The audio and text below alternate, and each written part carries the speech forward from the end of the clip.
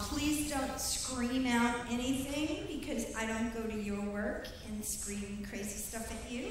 So please don't come to my job and scream crazy stuff to me. Besides, when you scream out stuff, we actually don't hear you up here, and it doesn't pick up on the microphones. All it does is distract us from the conversation. You should think a feet to the fire is we're welcoming you into our living room, so you're actually getting to watch the process that journalists go through on a daily basis, pretty much. So we're really excited to have you here and happy to have a stage full of people. I think this is the most people we've ever had. So before we start tape, I'm going to introduce John Canales. Hello.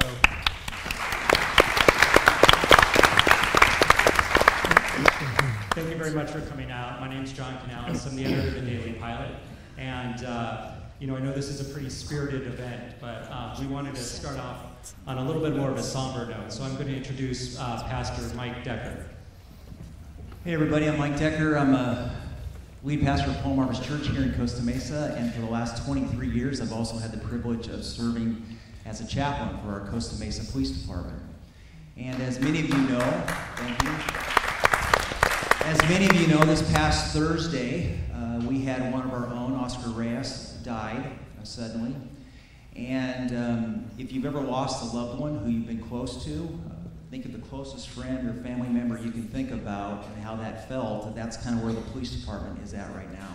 Oscar served with our department for 13 years. He's survived by, obviously, his wife, and he has 3 kids and just extended family. But I just want to kind of give you a picture of what, first of all, I don't speak for the chief. The chief can speak for himself. But I do want to say thank you. I mean, if you're here tonight, that tells me that you're interested in our community. And so there's a strong likelihood that many of you have probably sent emails and text messages, and you've posted things on Facebook, and you've brought donuts and brownies down to the police department.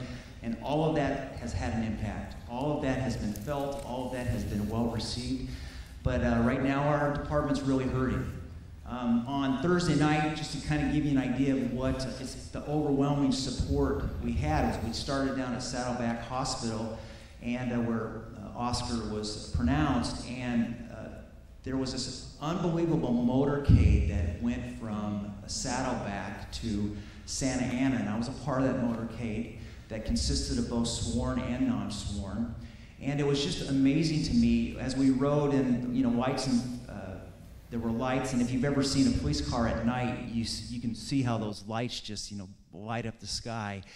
And as we were, you know, heading up the 5 and then into Santa Ana, we just rode in silence. It was pretty surreal. But then once we got into Santa Ana, it was amazing to see just the intersection after intersection after intersection. There were units from Santa Ana and the Sheriff's Department and Newport Beach, and just blocking off. And as we drove by intersection, what you would expect, like with the president, you would see these individuals were out of their car, and many of them were standing in attention, many were standing in salute. And then as we got further into Santa Ana, where not every intersection was blocked off for safety, they began to do lights and siren. And so I don't know how many people were in this motorcade. There were multiple cars. And I filmed. I took a number of just a video, and nobody will ever see these videos. They're kind of sacred, actually. But if you can, it's just amazing. And as we got to the coroner's office to see Newport Beach, as soon as they heard of Oscar's passing, they came to our city and they said, "We got you covered. You know, dispatch officers, we're here to help you in any way we can," which then allowed our officers to go. And when we arrived at the some of you have probably seen some footage at the coroner's office to see all of our units in a row with the lights flashing and all of our officers standing in their blues at attention. It was amazing. But then to go into the Santa Ana, as they opened the gate to watch the jailers, they'd locked down the jail, and all the sheriffs were lining both sides of the road, standing in salute. It was just an emotional moment. And Oscar would have hated it and loved it, because he's a cop. And all that to say, thank you for your help and your support, and we love you. And so we're going to have a moment of silence. So if you would just join me, For those of you who are of faith, please lift up Oscar and his 3 kids particularly and ask God's presence to be upon them in this time. Now join me for prayer. Our Father, we want to praise you and thank you, and we ask, God, that you would have your hand of presence and peace upon our law enforcement family here in Costa Mesa. In Jesus' name I pray. Amen. Thank you, Mike. And now we start every Feet to the Fire with the Pledge of Allegiance. So if you please stand, and I'd like to introduce Liz Parker. Now, I got to tell you, we would not be in this room and we would not have the partnership with Orange Coast College if it wasn't for Liz. She is our angel and our liaison here. Well, Barbara gives me too much credit. I have to say it's because of the district support of the community and of our campus-wide support of the community that we're happy to host this Feet to the Fire. We're an educational entity, and what's best about education is you learn. And boy, are we going to learn tonight all about what is going on in the city, how the candidates feel. So I want to thank you for showing your support throughout the years of Orange Coast College and the Coast Community College District. It does take a village. I'm just one member of the village. But as we stand, if you can put your hand over your heart and let's say the Pledge of Allegiance. Ready, begin. I pledge allegiance.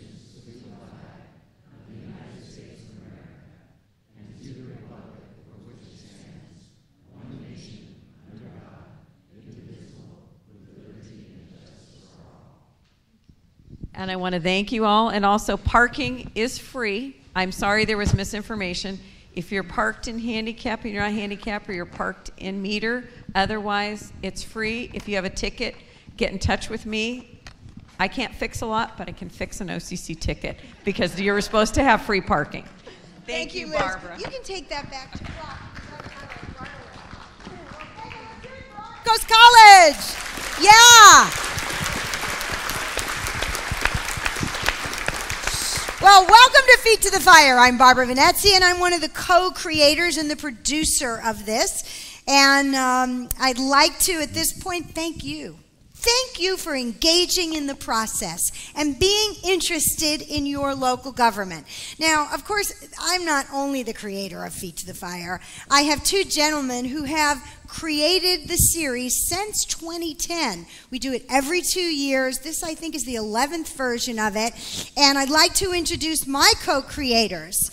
John Canales, who's also my boss. He's the executive editor of the Los Angeles Times Community News, which produces the Times OC and the Daily Pilot, and Norberto Santana Jr., our firecracker.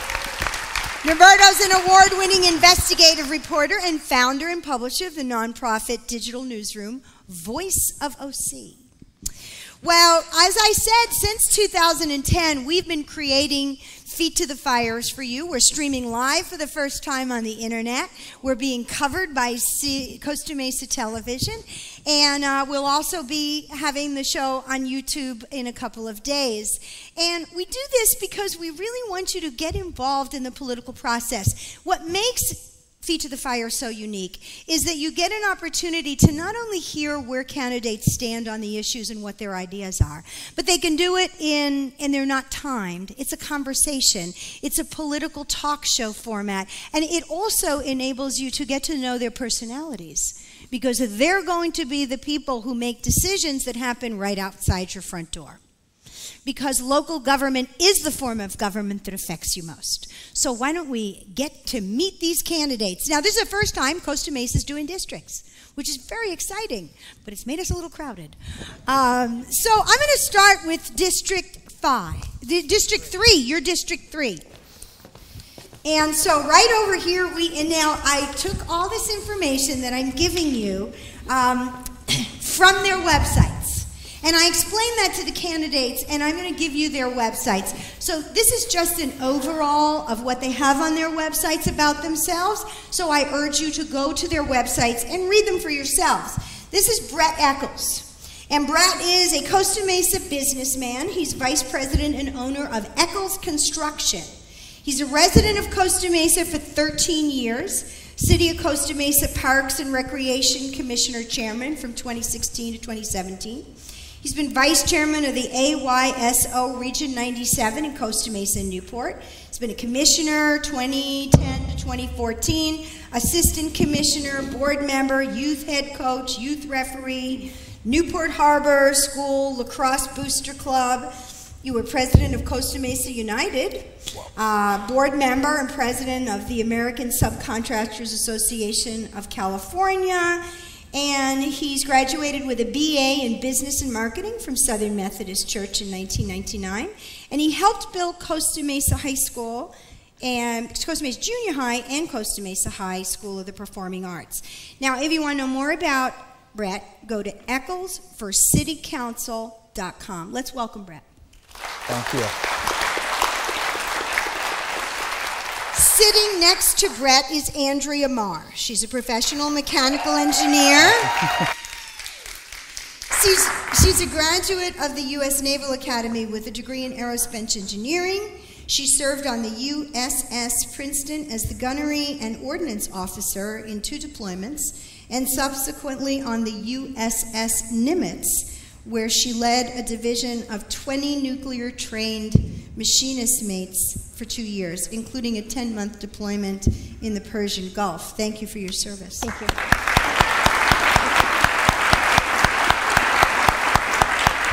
She moved to Costa Mesa in 2014? 2012. In 2014, she started her own energy management consulting firm. And she served as the chair of the Costa Mesa Cultural Arts Committee. She also previously served on the Bikeway and Walkability Committee. Mar for Costa Mesa is her website address. Welcome. Thank you.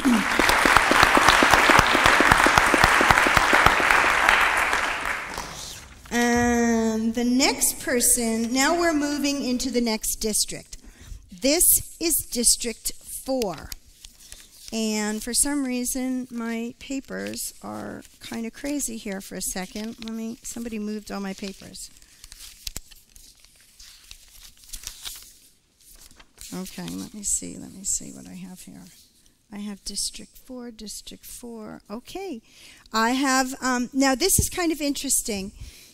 Manuel Chavez is the youngest person who's ever been on our stage. Yeah, ChavezForCityCouncil.com.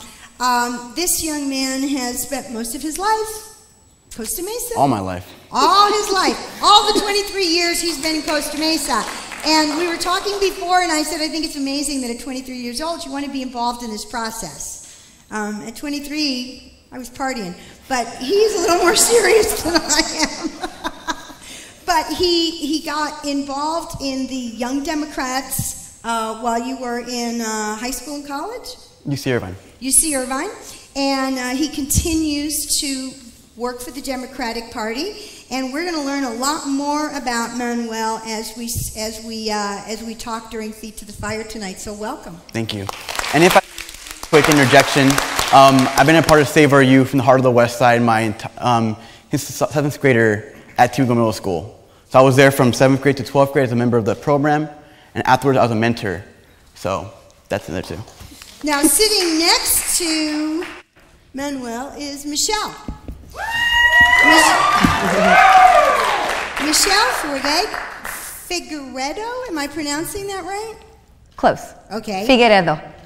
Wilson, who's Wilson. a realtor, businesswoman, and her slogan, which I kind of liked, is Voice for the West Side. Very nice. She's a real estate professional, wife, Costa Mesa homeowner.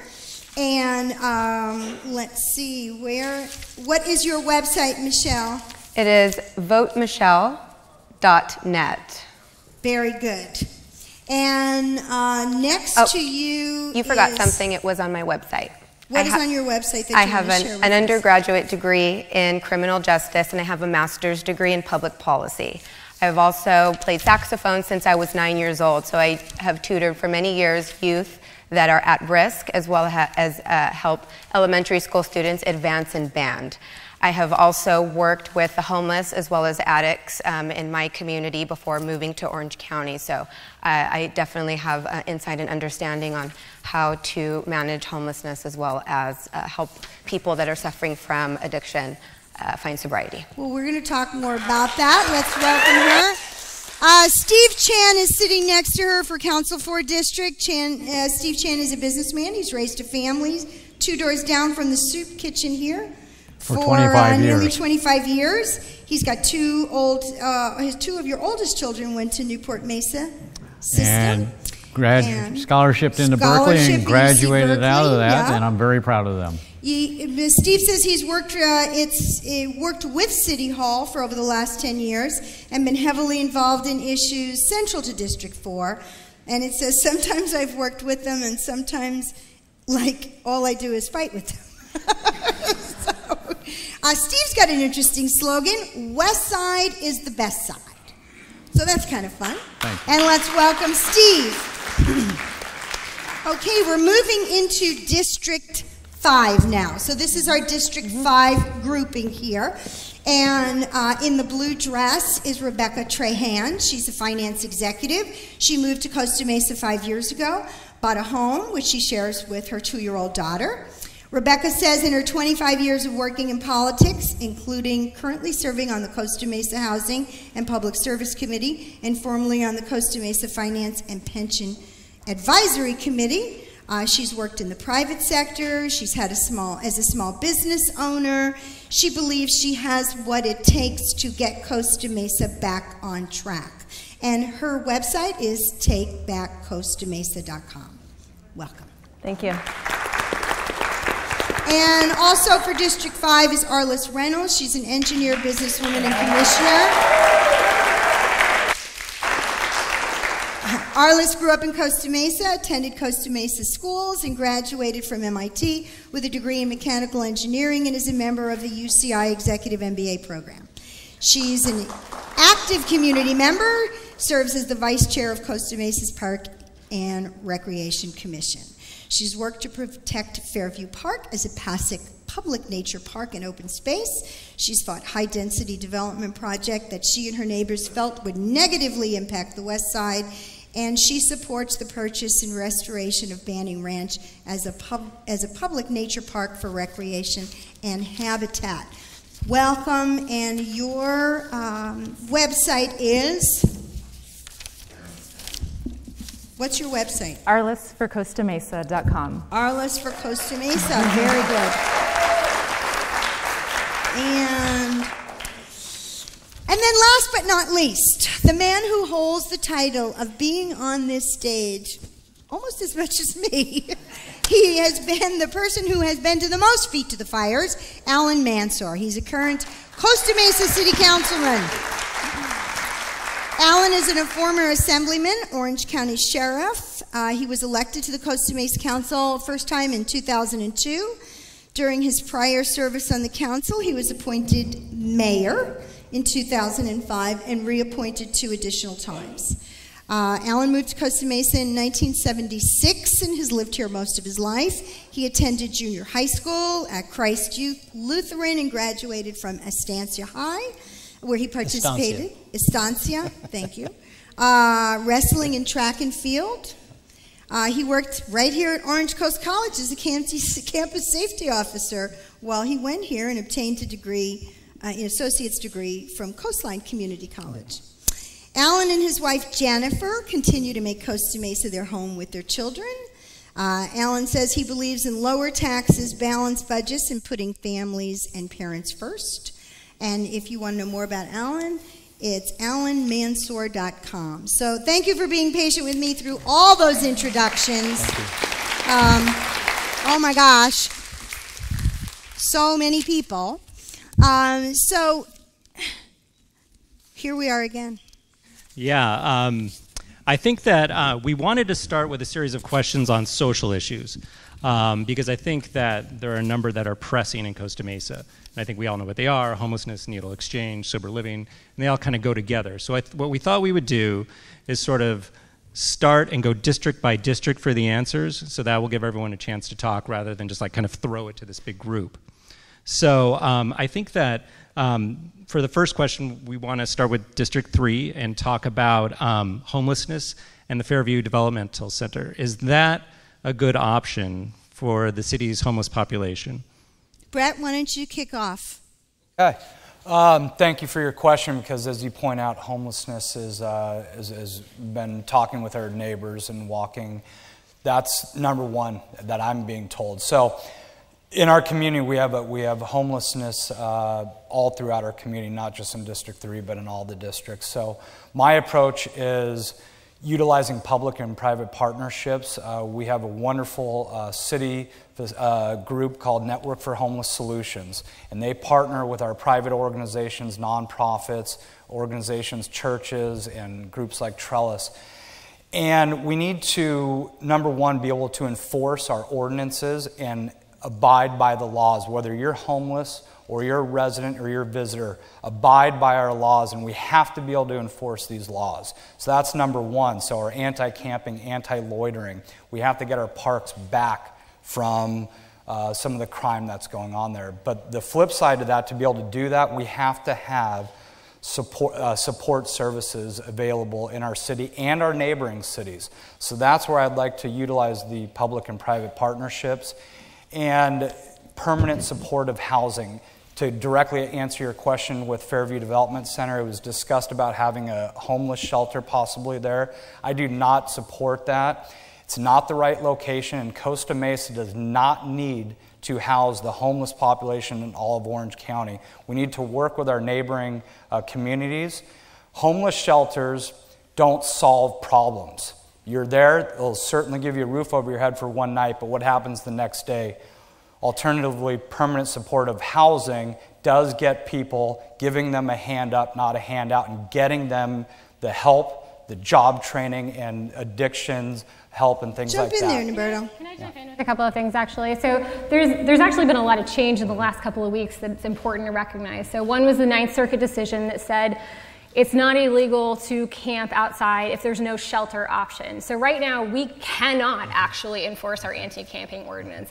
And I think that needs to be the number one concern, frankly, that all of us should have. How do we prevent encampments from forming in the city? Because we are pretty darn close to that right now if we're not allowed to enforce our anti-camping ordinance. And that's not gonna change until we have shelter beds.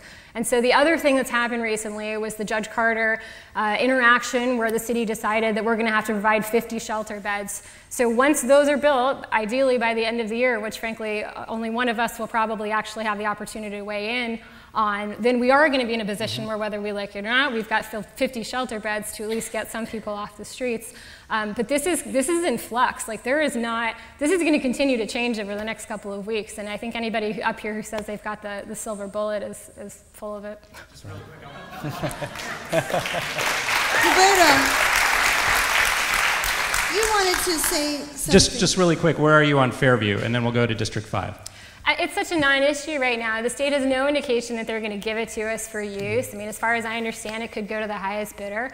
We, had an interaction, but that was about looking for 600 beds in order to solve the riverbed crisis. So I don't think the conversations we've had have been about 50 permanent supportive housing beds or 50 shelter beds, and so I don't think that that's even on the horizon right now. Okay, no, I'm sorry, Brett. Yeah.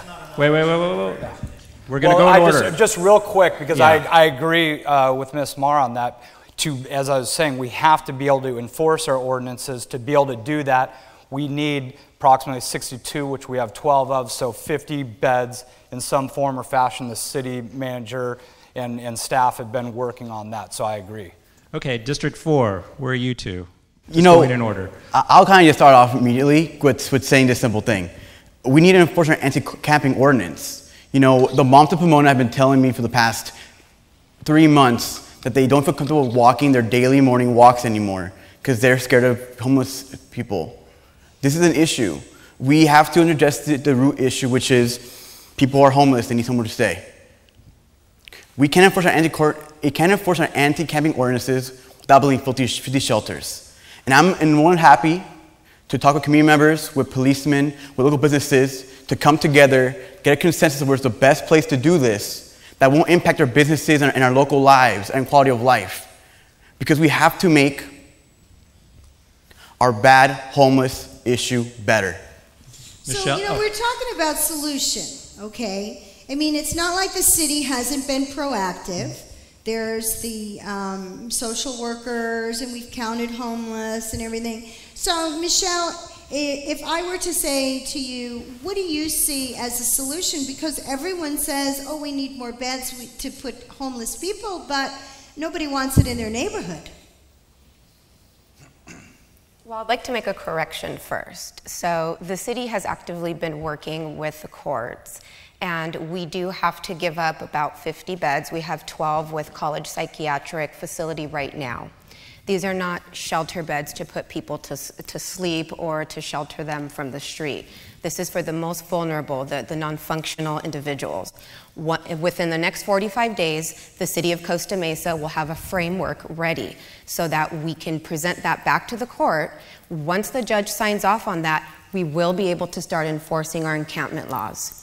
And once we're able to start enforcing our encampment laws, then we can start clearing up our neighborhoods, and that's going to be geared more towards the non-resistant people, the service-resistant individuals who have made the choice to live in the conditions that we see every day.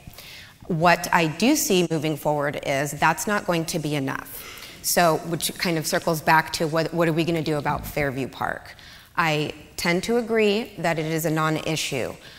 We need to make sure that wherever we find our housing, that number one, our community has a seat at that decision-making table. We do not want to be in another situation where we have sober living homes institutionalizing our neighborhoods. We also have to have that compassion, though, to make sure that we're helping the people who do want help find the sobriety and the wraparound services that they need. So with bringing our community to the table and listening to the impacts that even permanent supportive housing or transitional housing is going to put on our communities, we're going to have to find somewhere to put these people so that we can help them. I think from a policy standpoint, we need to be able to have the mechanisms in place as the city to say, this housing isn't working. We need to get these people out. We do not want another sober living situation with permanent supportive housing or transitional housing. Policy where the city can control those housing, whether it's through the Network for Homeless Solutions or private partnering, is how we're going to be able to do that. Okay. Stephen? Having lived for 25 years, 2 doors from the soup kitchen, I have been at ground zero of Skid Row here in Costa Mesa. And as you heard in the introductions, yeah, I have 2 kids that went into Berkeley. And the first thing I'd like to say is a word of reassurance. We are a great society in America, in the state, in the city. And eventually, we will solve this crisis. It is a nationwide crisis, not just here in our own backyards. The nice thing, and I hate to say this, phrase it that way, but the nice thing that came out of the litigation in Judge Carter's courtroom is that out of the 34 cities in the county, well, 29 or so of those don't pull their weight. Costa Mesa has been pulling our weight. And in 2009, I was meeting with Mayor Pro Tem at the time, Wendy Lease, trying to meet with her to discuss the homeless problem in the Smart and Final parking lot, and was hauled to jail. And I have been interfacing with this problem for a significant amount of time. Sometimes as an observer, we've even taken people into our own home. But this is not what is the solution. The solution is for all the stakeholders, which is not just Costa Mesa, but the rest of the cities in the county, not just our county, but there are many, many locales across the country that have to pull their own weight. And I think that as here locally, the other cities within the county start to pull their own weight, then the burden that, for example, in District 4, we have shouldered Costa Mesa's burden of the homeless problem. We're going to answer the question of Fairview? Yes, absolutely. Fairview, I would not support at all casting a wider net or expanding the social service net that Costa Mesa currently provides. We provide a lot. We're going to cut you off. Just to be fair to everyone, Rebecca, where are you on this? Can you repeat the question again? Was it just about Fairview? Yeah, so specifically, what would you do about homelessness? And as a part 2, do you support using the Fairview Developmental Center property for shelter beds in the long term? Well, you know, directly answering your question about Fairview, I would not support that because I think that that's just asking for a revolving door for homeless people to come in and out. I don't think that having a setup like that is providing the solutions that our city needs. What I would, one of my many solutions that I've said all along is we have some really great nonprofits in Orange County and Costa Mesa who are actually helping people get back on their feet. They're helping people with job training, with mental health treatment. They're doing what needs to be done to help people get back. And if we just have a place like Fairview Developmental Center, which most of District 5 actually opposes, by the way, using for the homeless, that's only going to add to the problem. It's not going to help solve the problem. Okay, thank you. Arliss? Yeah, so I'm all about long-term planning. We've talked about the need for permanent supportive housing. But Andrea is exactly right. This is an urgent issue. In order to enforce the anti-camping laws, we have to get the 50 beds in an emergency shelter now. I was talking to a mother last night who said when the sun goes down, she will not leave her house alone. And if we allow that to continue to happen, we're just exacerbating the problem. So we have to be very, very urgent about getting those 50 beds so we can enforce our anti-encampment laws. At the same time, I think some of the things that we've been doing, closing our public restrooms, for example, not being able to enforce these laws, we're continuing to exacerbate the problem because we're letting our streets get darker and we're letting people kind of stay inside their homes. I think we need to quickly start investing in creating a livelier community. There's a lot of parks that people are afraid to go to because there are people loitering at the parks. Think of the opposite side of that, the concerts in the parks we have in the summer, right? When there's a lot of people out in the parks, when there's activities going on in the parks, people are happy to be out. So I think we need to give residents reasons to be out on the streets and to make our city a little bit more lively. At the same time, we need to really start making movements on the permanent supportive housing. Costa Mesa is doing a lot right now. I think we need to continue to meet our commitments and then really put the pressure on other cities in the region. Now, Ellen, this isn't the first time you've sat on this stage, and we've talked about homelessness. And as the person who has been on the council the longest here, do you want to speak to what has Costa Mesa done and what needs to be done? Yes, but also the question was, do we support the Fairview Developmental Center as a location for that? And with all due respect, I did not hear that from my opponent. Can I answer that? And so, but another person said it's a non-issue. Okay. It is clearly an issue. To say it's a non-issue, you don't get that luxury when you're on the city council. You have to make a vote. Do you support it or not? So I'm disappointed to hear that, but it is an issue. I'm concerned that if we open the doors at Fairview Developmental Center, which we do not own yet or may never own, we become the county's solution to everything. And Costa Mesa is doing our fair share. We need to do our fair share. We have a network for homeless solutions, helped almost 300 people up and out of homelessness. We do have the 10 or 12 beds at College Park. And yes, we have to find 50 more. That's the judge that's putting this on us so that we can enforce our ordinance. And we are working on that. It doesn't have to be all at the same location. It could be different places. But my concern is when we have someone running for mayor who votes to support portable toilets for transients, that is going to make things worse. When we have candidates up here who support needle distribution programs, that concerns me. I'm going to talk about it. We're talking about the homeless. Wait. Just before we do anything else, I promised Arliss she could answer the question about Fairview. What was your answer about Fairview? Sure. So in any discussion about where we might put either emergency shelters or permanent supportive housing in Costa Mesa, we need to talk to all of the stakeholders. I've asked members of the police department this exact question.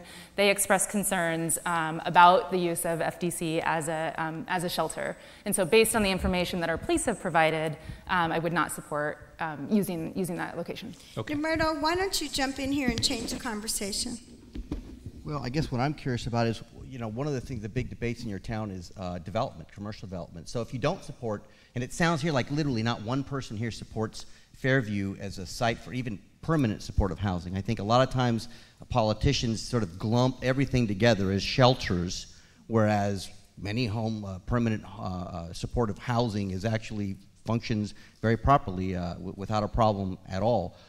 So I hear mainly that all of you, to a T, You want to take care of Costa Mesa's responsibility, 50 beds, but not one beyond that.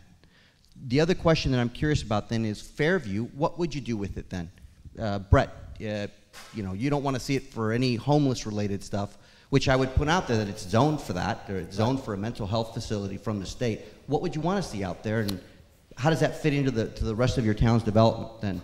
Well, in answer to your first part, and if I was unclear, I apologize, but I said not a homeless shelter. There's a big difference between permanent supportive housing and a homeless shelter. So you'd support it for permanent supportive housing? I would be open to it if and when the city gains control. Currently, I believe it was 2, maybe 3 years ago, the city did zone that area, that facility for residential, open space, homeless services. So that's already been zoned if and when the city does get a say and control over that in several years. But you do have a zone. I mean, the whole idea of institutional zoning means that you're not surprising anybody. We're not surprising anyone, but we don't own it yet, and we don't operate it yet. And when that does come, absolutely, something more like permanent supportive housing can be looked at. Does anybody else support permanent supportive housing for that site? Not a shelter, but permanent supportive housing. I mean, maybe just put your hand up.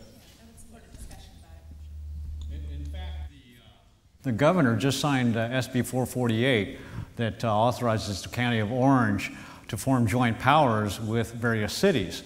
And that provided a framework, and not just a framework, but funding to provide for various services, which include permanent supportive housing. Now, that kind of housing, especially coupled with the history of Fairview development, to provide mental health services is really what we need to do. We need to couple the two together. Okay, Arliss, you're in the same category? Yes, so the discussion that I had with members of our police department about using Fairview Developmental Center as a shelter, that's what they opposed. And they I'm not talking about a shelter. I'm talking about permanent supportive housing, something that was put together in a, frankly, more intelligent way than just a quick shelter. Yes, yes. So I would support a discussion about using Fairview Developmental Center as permanent supportive housing. You mentioned meeting Costa Mesa's commitment, but not one more. I do think it's important for us to hold the line, to meet our commitment, and then demand that every other city in the county meets their commitment before we have a discussion about any more. I think if we continue to give, other cities are going to continue to let us carry on the burden. Do you want to say something, Andrea, and then we'll... Like, if you were listening to what Arliss said, she was talking about having a discussion, taking input from the community, exploring our options.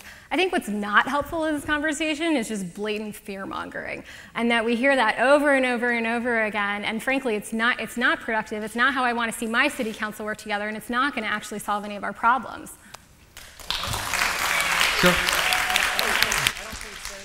Do our fair share and make sure we focus on Costa Mesa and Costa Mesa residents is fear-mongering. Other cities have to do their own fair share, and we are doing more than our fair share, and we're actively looking for housing for people with ties to Costa Mesa. I'm not looking to go beyond that where people are coming in from other cities. That, to me, isn't a discussion we need to have. We need to focus on Costa Mesa. So you wouldn't support it for permanent supportive housing as opposed to a shelter at Fairview?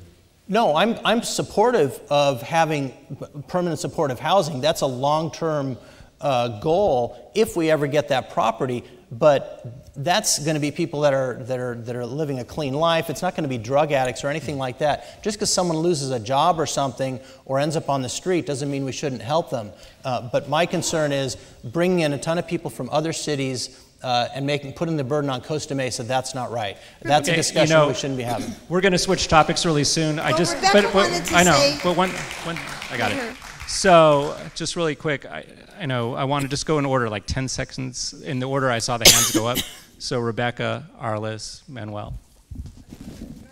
Fairview Developmental Center.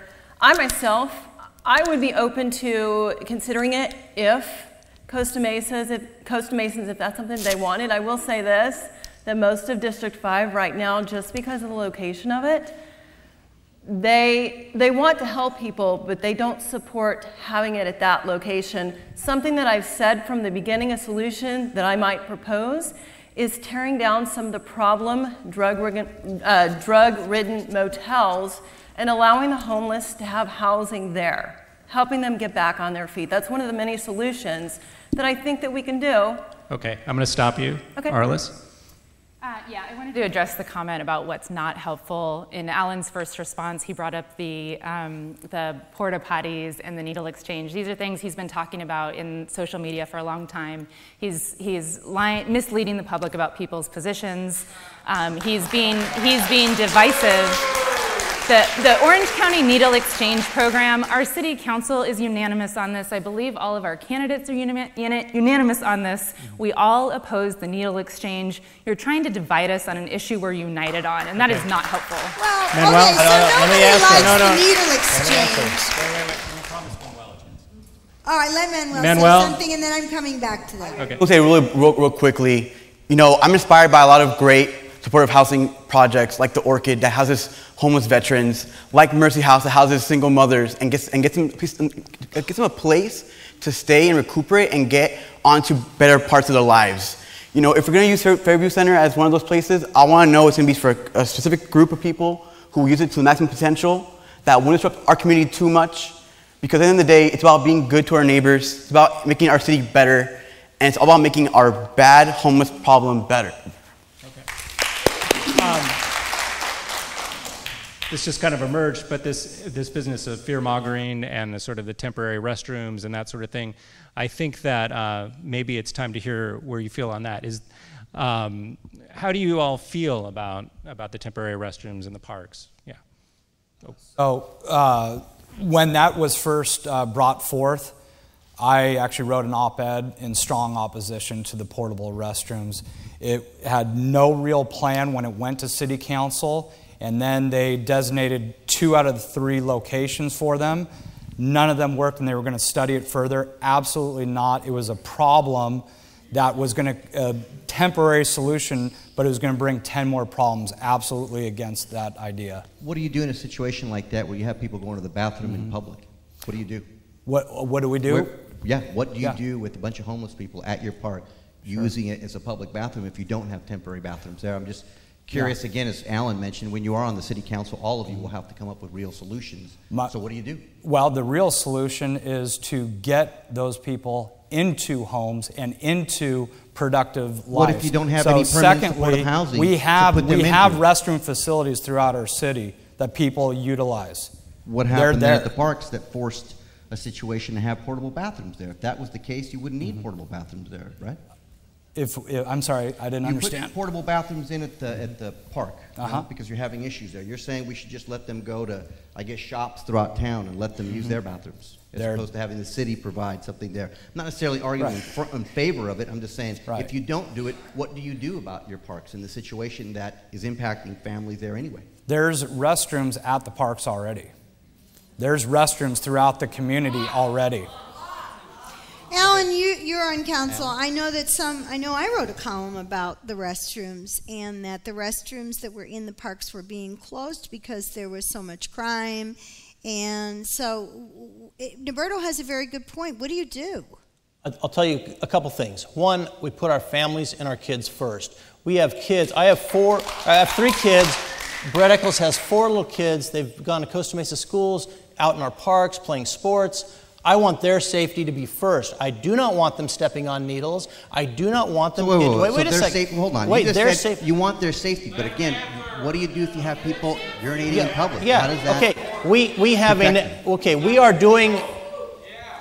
we are doing a lot, Norberto, more than a lot of cities. Our Network for Homeless Solutions actually has street teams where they go out and talk to people and try to help them. Some want assistance, some do not. Admittedly, it's more difficult when someone does not need help. But let me make it very clear. I will not support portable toilets in our city. It was voted on by Katrina Foley, and I do not support it. I think it's a mistake for our city, and I do not believe our city supports it. The other thing... I'm not supporting it, but if you don't support it, they are going to go to the bathroom somewhere, and I guess that's just my question. Are you putting families in a different set of threat if you're around that park area. Look, we will work. We're going to work to find. We're going to work to find the housing, and we are going to enforce our no camping ordinance, and we're going to be proactive on it. That's what we're going to do. We're going to help people get the help they need.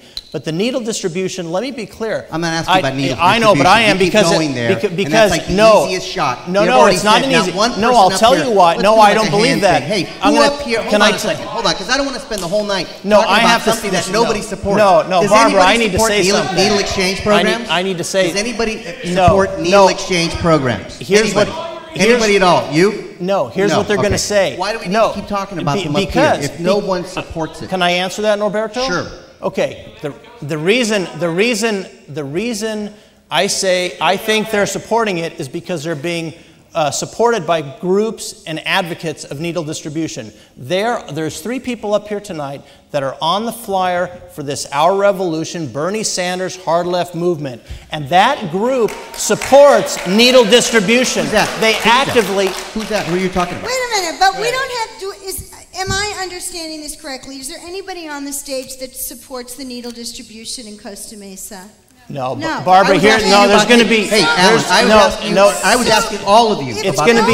They're going to. When you have people political doublespeak, and what do you do? It's going to be political doublespeak and backpedaling and say they don't support the current program. They simply want to change it to make it better or different. But you can't make a bad program better. It's still going to be a bad program. The point is, Alan, is that the conversation on the stage is nobody here supports the needle exchange program. As is. Let's ask if they support a different one. But at some point in time, if you are elected to city council, you are going to need to deal with what happens with these needles. I mean, you don't support what's happening now, but there has to be solution moving forward to another program or something else because it's a problem. Is that not correct? Michelle, I know you wanted to say something about this. A little bit. What did you say about the needle distribution? Well, the needle distribution program, you said we would have it and there would be needles all over? Nobody supports. Right, okay. But there still doesn't mean that there's not a problem with the needles in the park. Right, we still have a needle problem, which is why I don't support needle distribution. Well, you may not agree with this, but what do you do? I'll jump in. Okay, can I? Okay, Rebecca, Michelle, you were going to answer the bathroom question, no? Or, I'll answer the bathroom question. So regarding the bathroom question, having worked. Can I answer first? Do you mind? I mean, I'll let you go. Go ahead. Michelle, you can answer what you would do with the needles, and then we're going to go to Rebecca. Okay. So I can go first? Okay, thank you. So when dealing with addicts, we have to really think about this at the fundamental level. You do not want to create programs or things that enable certain behaviors. So when we go back to best practices, once we're able to enforce our encampment laws and our loitering laws, most of the people in our community that are the service-resistant ones are the ones that are going to the bathroom. They're the ones that are causing the havoc in our neighborhoods that we're experiencing every day. When you think about homeless, I don't like to use just the blanket statement and say homeless. We have different subgroups within our homeless population. We have about 103 to 109 right now that are in a database, okay? About 50% of them are the service-resistant, I would say, troublemakers, okay? So once we get the policies back in place and the laws that we're able to enforce, we will probably be able to mitigate the bathroom problem and not have to waste funds on porta potty programs or drug needle programs, because then we can transition them into jail. And then here's my question about the bathrooms, and it may seem simplistic, but here's the thing, and Alan made this point. As city council members, you will be faced with the set of situations that is a choice between bad and bad choices. You have a situation where you have tons of homeless people at your parks. Okay, they're going to the bathroom all over your neighborhoods, in people's shops. It's the service-resistant ones. Here's my question. Yeah, on the one side you've got, do we put porta potties there? And as you said, maybe reward certain behaviors, maybe make certain people unsafe. But do you also, by leaving it alone and just saying, well, eventually we'll get... I don't think anybody up here said they would leave it alone. We can enforce an anti-camping ordinance when we can do that. But what it does is it still leaves the situation of chaos in the midst. While you want to be That is talking true. about needle exchange programs or permanent supportive things, Wait, but hold on. So I have an idea. Immediate problem. So Our my question sanitary is, district, how do our you sanitary solve- district is not in the negative with their budget, okay? They have plenty of money. If we didn't have such a fractured political climate in our city, somebody could reach out to the sanitary district in a partnership and say, hey, can you help us pick up the needles that we're finding in the parks? Can you help us create a framework or a program where we can say, hey, we're having this problem in the parks with the bathrooms. So why do we have to keep using our taxpayer money and our resources to be reactive? Let's reach out to our other agencies and say, hey, help us with this problem. There is no quick fix solution, but we have to think about cost as well. Thank you. Rebecca and then Steve. Okay, so to answer your question about the bathrooms, everybody deserves respect. Everybody deserves decency, you know, including transients. And, you know, this is something that has been a huge issue. I do support permanent supportive housing. When this whole issue came up, and frankly, when Katrina Foley did propose the portable potties, what I did is I went to my friends in San Diego who are dealing with the same thing, who are politicos there, and I said, you know what? Did this actually work in your city? And did it clean up the neighborhoods? And they said, actually, no, it didn't. They said it was a huge fiscal nightmare. Everybody does need a place to go to the bathroom. Everybody does need a place to have a shower. So what would you do in that situation? What would you do in that situation? In that situation, I do support permanent supportive housing. No, the bathrooms. And again, it's just a very simplistic local issue, but what do? Do you leave it the way it is? Do you bring in porta potties, or just leave it the way it is? And I mean, I'm not saying either one of them is perfect, but again, you're the people that are going to make those decisions. Right. I don't support the porta potties, but frankly, I do support either a place for them to go to the bathroom, or really what I'd like to see done is I'd like to see us empower our law enforcement more to be able to go in and enforce our anti-encampment that's laws. almost like a fake option, because you don't have that well, option. No. Well, well, let me finish. Can I finish? Okay, Can I finish? Can I finish? Hey, you've answered it. Let's go to Steve now. Go ahead. Roberto, thank you. Yeah. When this situation was proposed at the City Council watchers were quite aware of the genesis of the problem, and that was supposedly the business owners' complaints. I went up and down 19th Street and the cross streets, and I talked to the business owners, and this is what they said. Portable potties? What? I thought we had potties in the parks. And I explained to them the situation about the parks. And when you get to the attendant, short hours, porta potty situation, those business people were quite adamant. Put an attendant on the restrooms in the public parks.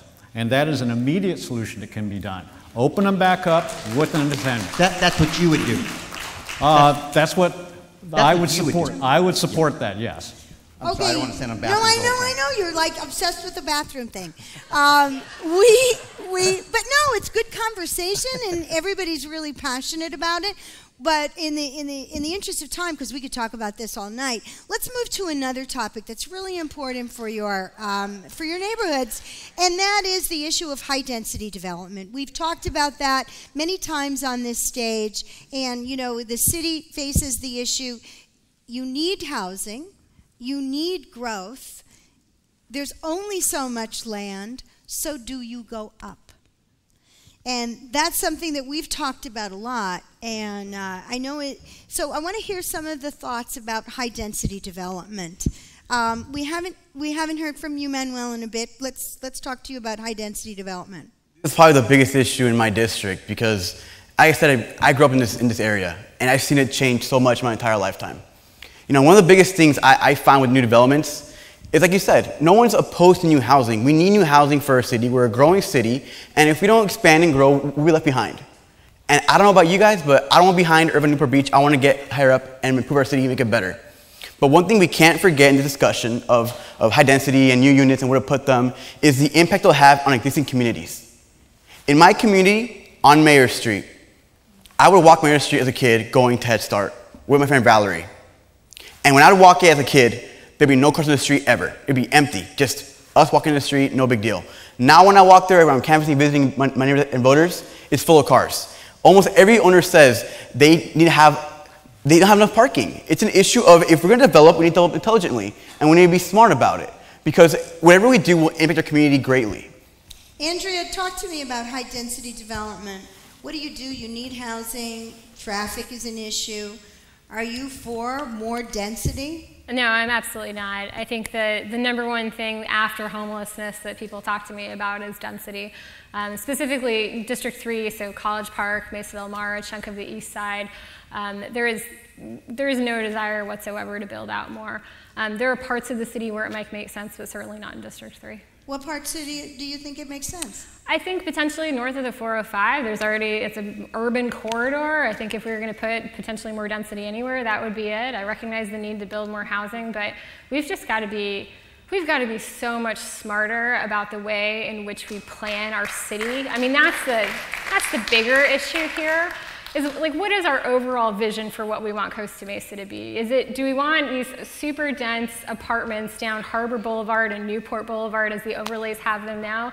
I don't think that's what most people want. We need to get back to the drawing board and have a real discussion about how we move forward and bring our city into the next century, how we plan out long term, how we make sure that we do have housing stock across the board. But it can't be spot zoning, it can't be developer giveaways, and it can't be sort of nonsensical zoning to benefit one particular developer. You bring up spot zoning.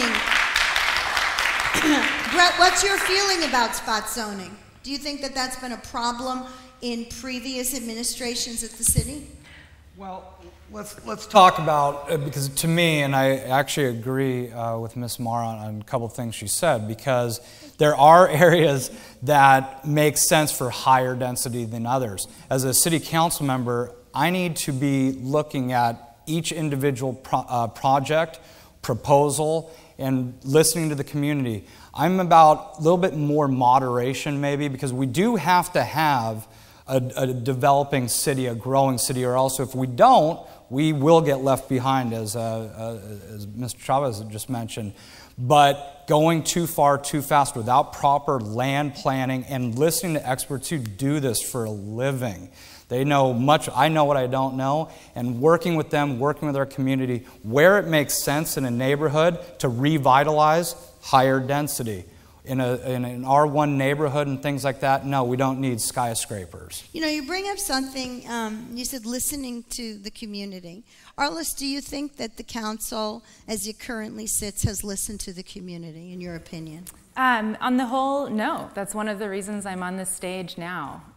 A lot of the conversations that I've had with voters, I've knocked on doors, I'll interrupt people in dinner at restaurants just to introduce myself, and people will say, I've never met a city councilor before, they've never asked me for any of my input. It's really been shocking to me how little engagement there is right now between our city council and our public on the whole. You know, when we sit up here on Feet to the Fire, one of the things that has resonated on many Feet to the Fires that you've been on, Alan, is people say, well, you know, the city council isn't listening to us. The city council doesn't treat us properly. And then there's contention and behavior issues with the city council itself among members. And, you know, and then, of course, Costa Mesa elects new people and who promise that's not going to happen. And here we are again. So you've sat on the city council for several times now. What is the answer? Why does the public feel that no one's listening to them and the behavior among council members is kind of questionable as I've seen it? Well, first of all, I don't agree with everybody's behavior all the time, and I call people out on it. But as far as accessibility, openness, I can only speak to myself. I've always had an open door policy. I return phone calls and emails. I knock on doors, I talk to people, and I return emails. And as far as development, I was very outspoken on the very first, outspoken against the very first high-density development, which at the time was 1901 Newport. Now it's called Blue Soul. So I lost a 3-2 vote on that, and that's why we have it. But the overlays were never intended to be everywhere widespread. They were intended to be an incentive to remove blight or a drug house or something like that. And there's one on Bernard Street, I think, that was part of the, I think that was small lot ordinance, but that was actually a drug house. And because of that, that drug house is gone. So we tweaked our small lot ordinance. We changed it. We voted on it. I believe it was a 5-0 vote. And as far as the overlays, some of it's gone too far. I wasn't on there for a lot of the votes that you see developing or developed in the recent history. So, and I've made that clear every time I've been up on council. Go ahead, Arliss. 2 years ago was the first time I ever watched a Feet to the Fire forum. Alan, you were on this stage 2 years ago, and you said you supported the Banning Ranch project, which would have been one of the highest density development projects in Newport Beach, but it would have had incredible impacts on the West Side community that is District 5. I was here because I was against Banning Ranch, and I wanted to know which city council members were also against Banning Ranch. Those were the council members that I supported in 2016. So, I think we've got to start wrapping up. Just can I give a short answer? We don't own Banning Ranch. It's privately owned. I would support if someone wanted to buy it. I'm all for that. The thing is, it's been shot down by Coastal Commission. What I would do is go to bat on our traffic impacts. That's the only thing we have a vote on. Yes, we have a voice on what's developed there. My understanding, it was a relatively small development with a large amount of open space. So to some there's a trade-off. To some there's a trade-off. If you have a way to purchase it and buy it and keep it open space, I'm all for it. It's related to the actions of city council members. Let's just change track for a minute here. About the statement about how we can influence the cities around us. So the Banning Ranch development project was denied by the California Coastal Commission, but that's because of the organizing that was done by lots and lots of Costa Mesa residents in addition to others. So for a city council member in Costa Mesa to say, that's happening in Newport Beach, I can't influence it, that's not a city council member that I want. I want someone who's going to get out there organizing with residents on projects that are important to us. We can certainly influence a lot of things. And I'll tell you one thing I do not have. I do not have open advocates of needle distribution walking precincts for me. We're off needles. You know, we also don't need city council people who are going to lie about their colleagues. We're talking about very difficult problems that are facing our city right now. Everybody poops. We have people pooping, and we need to give them a place to go to their bathroom so they're not doing it on our business members' doorsteps. I will post the facts. I will post council members who are going to respect each other. I will post the facts and evidence on my Facebook page. One of the things we did in the very beginning, Feet to the Fire, the first Feet to the Fire we ever had, we had Costa Mesa and Newport City Council people on stage together who are running for office. And the interesting thing was that we were trying to get them really to talk to each other and to see what issues, because when we have Newport on Friday, we're going to be talking about a lot of the same things. And yet these cities don't seem to really work together for a solution, which is something I think inhibits both cities. So now we could talk forever on this subject. We have another hour of this because we have the mayoral race, which is the first time that it's happening here. I'm curious to know who each of you support for mayor. Brett. I am supporting Sandy Genis for mayor. Katrina Foley. Manuel. Katrina Foley. After living here and doing all of my research as a homeowner and somebody who lives in the West Side, I feel Sandy Genis is the best representative for me. Steve. Sandy Genis is the one trust. Ah, Rebecca. Sandy Genis. Interesting. Arliss? So I met both Katrina Foley and Sandy Genis again 2 years ago at this forum when I was asking about the Banning Ranch issues. In the time I've gotten to know them, Katrina Foley works incredibly hard for this city. She is forceful. She will say what she cares about, but she also listens. And she's out there every day talking to residents. I support her. Who are you supporting? I support Sandy Genis because she's professional and respectful to our city staff and members of the community. I support Sandy Genis because I have personally heard Katrina Foley screaming and yelling at our city manager, Tom Hatch, which is rude and disrespectful. I heard it with my own ears. and I'm concerned how she treats our city staff.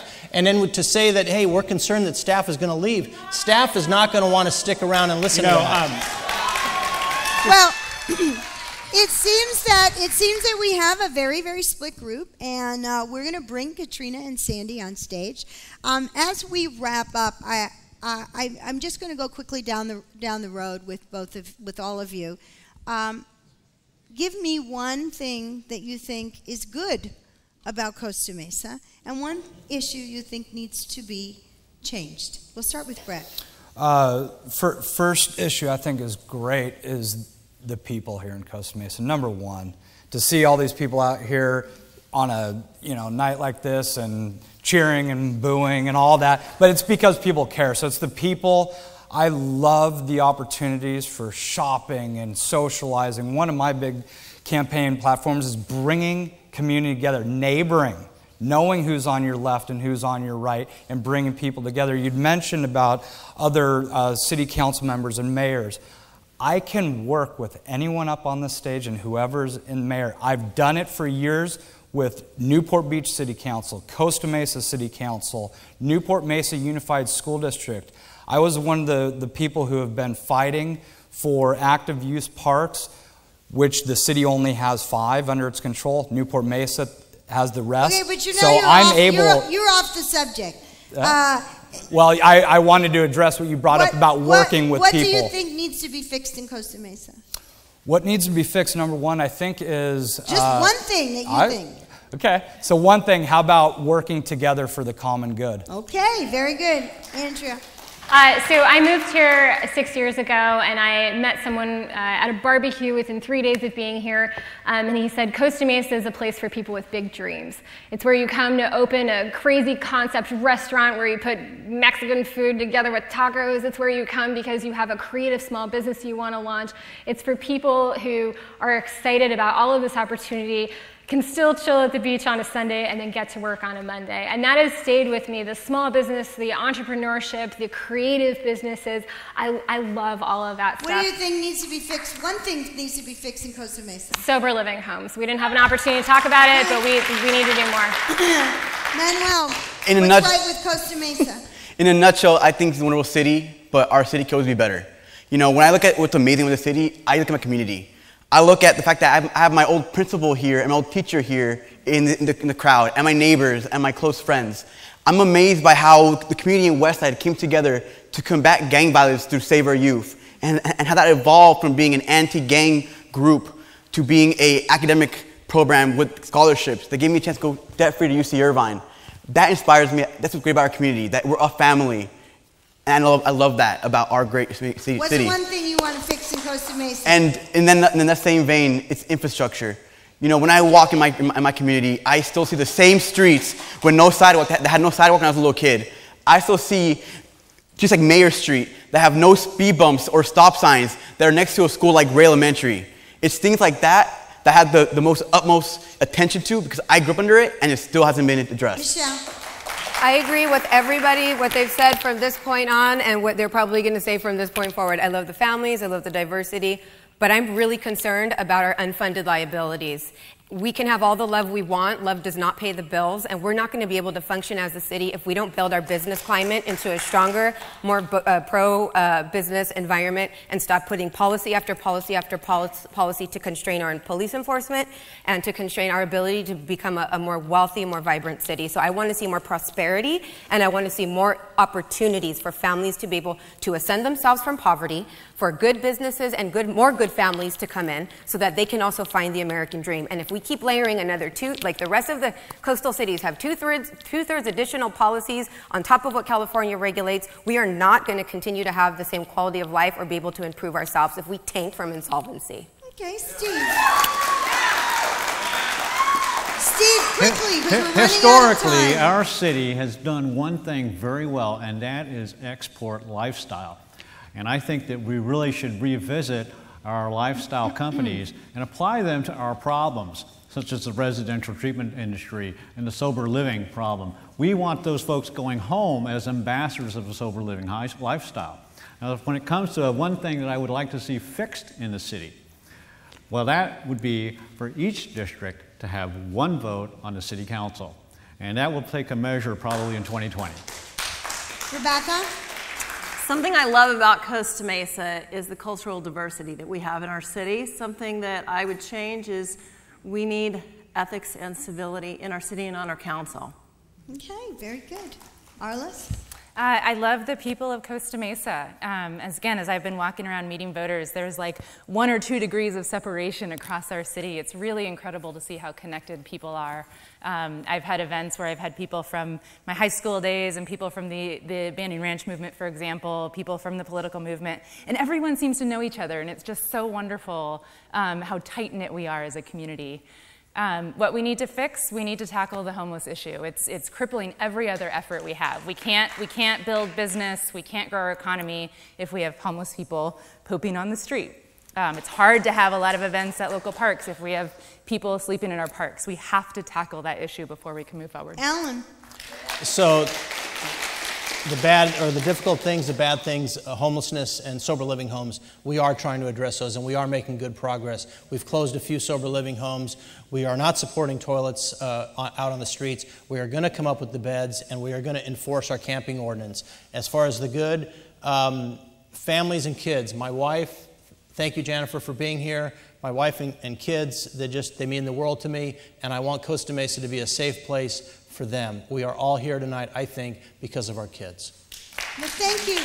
Well, guys, we are out of time in this segment. You know, we wanted to get to sober living homes, and there's so many issues.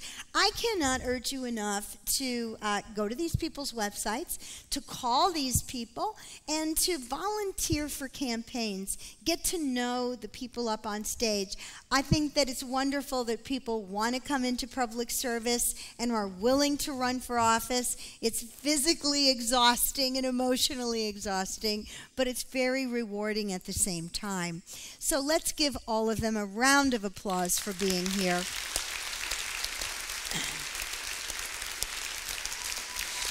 What we're going to do now is we're going to take a few-minute break so that we can reset the stage for our next section, which will be with Katrina, Foley, and Sandy Genis. So stay tuned. We'll be right back.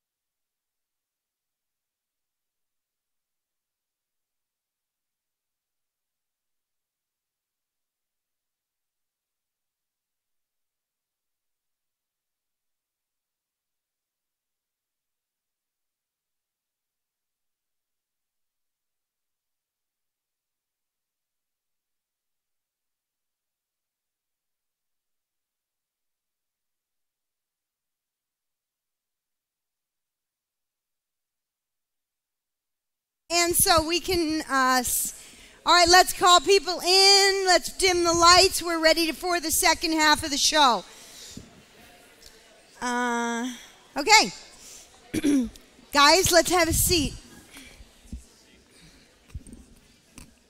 Are you guys ready? Yeah.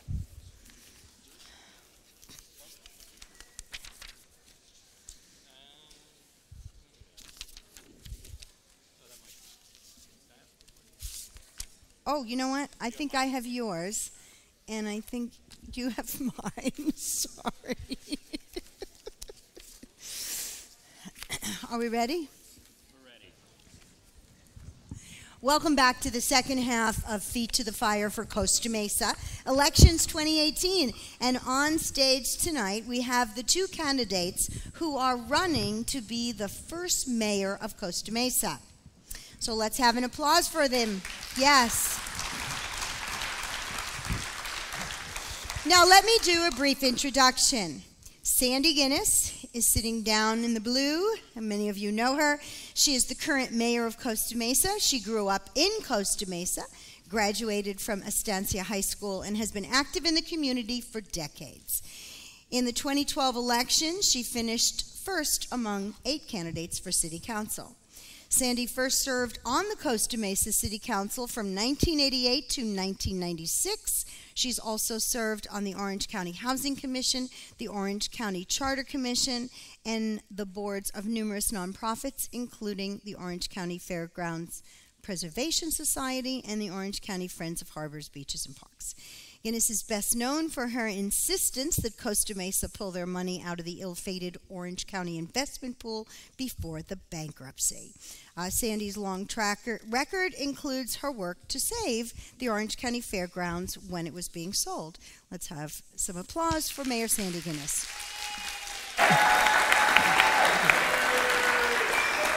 And next we have, sitting next to her, is Councilwoman Katrina Foley. Katrina is a businesswoman and an attorney. She served as mayor from 2016 to 2017 and on the council for 10 years, 2004 to 2010, 2014 to 2018. She previously served the public on the Newport Mesa Unified School District Board of Trustees from 2010 to 2014. Katrina currently serves on the Travel Costa Mesa Board and a liaison to the Newport Mesa Arts Commission, Cultural Arts Committee, Bike and Walkability Committee, and Orange County Fair. During her previous terms in office, she served as chair of the Redevelopment Agency and City Council liaison to the following: Youth and Government Program, Child Care Camp, Youth Services Committee, and Santa Ana River Trail Blue Ribbon Committee.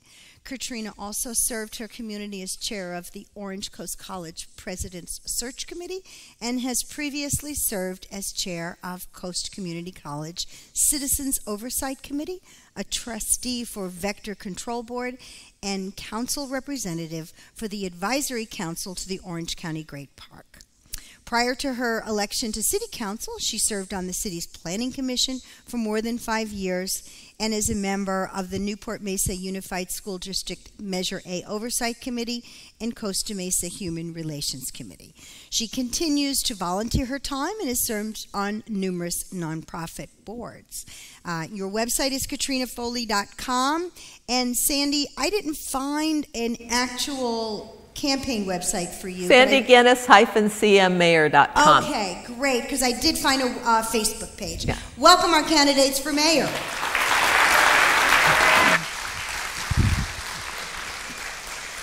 Well, I guess you guys saw the first half of our show where we talked about a lot of issues facing Costa Mesa, and we also polled our candidates as to who they're supporting for mayor. I would like to know, Katrina, let's start with you. What candidates are you supporting for Costa Mesa City Council? Well, not coincidentally, I'm supporting the same ones that are supporting me. I'm supporting Arliss Reynolds for District 5, Manuel Chavez for District 4, and Andrea Marr for District 3. And Sandy, who are you supporting for City Council? I actually believe we have several excellent candidates running in many of the districts. And because I will not be voting in those districts, I have not felt the need to select a candidate. And to be honest, I don't believe in machine politics. That's one of the things that concerns me about this election.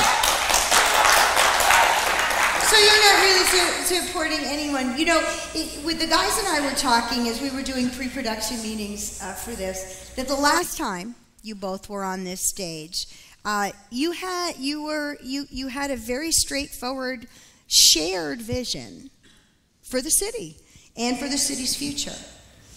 And here we are, 4 years later, sometime, and your visions have changed. They don't coincide. So let's start by talking about how your visions are different. And Sandy, what is the difference in your vision as you move forward? Well, it became apparent to me during our goal-setting session that we had very different visions for the city. We were each given 4 choices of first priority items and 3 choices of second priority items. My priority, one of mine never even made it onto the list despite my repeated requests, which was the small lot ordinance, re-examining the small lot ordinance. But I was the only person who had a priority to look at the overlays, the high density overlays. Now we had 7 choices. Now we had one candidate here who used one of those choices for a master plan of cultural arts. I think that's nice, but I think it's much more important to examine the density in our city. So that's the difference, the different vision you have. Katrina, where did your vision change from when the two of you were aligned? Well, Barbara, there hasn't really been a change of vision. There's a sort of a rewriting of history that's been happening and some false narratives that have been played out. I actually voted against the overlays with Councilmember Genis at the time when we were on the council. I also voted recently to remove the overlays. My position has never changed. It is consistent. My position at the goal setting was specifically public safety, sober living reform, sober living home reform, and cultural arts. Did you have something to say? Yes, I said, and a cultural arts master plan. But I think I think we can let each of you speak for yourselves. Okay. And so continue. So I am really trying to have a really positive outcome here, and I want to apologize first. I have a little bit of a cold, so I'm a little nasally. But I actually really believe that our #1 issue, and this is a shared common vision for us, is to make Costa Mesa safer, make Costa Mesa cleaner, and make Costa Mesa a great place for families. I don't think that we have diverged one bit in our vision. It's really about, Barbara, it's really about who is more effective at getting to the goal. And I'm going to bring up an example. Ms. Genis referred to the small lot ordinance. We just voted on that. She previously had voted and put forth a request for a moratorium on the small lot ordinance. We didn't have 4/5 vote because we couldn't get Alan Mansour's vote for that.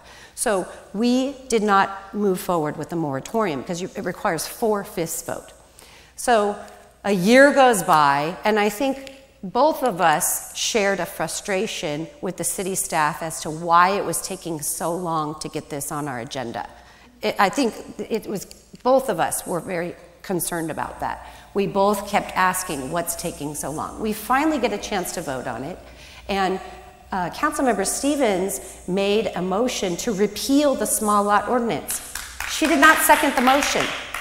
Basically, the changes that were made to the ordinance did nothing, didn't address any of the parking, didn't address any of the things that the residents had been complaining about. Well, I would like to jump in here.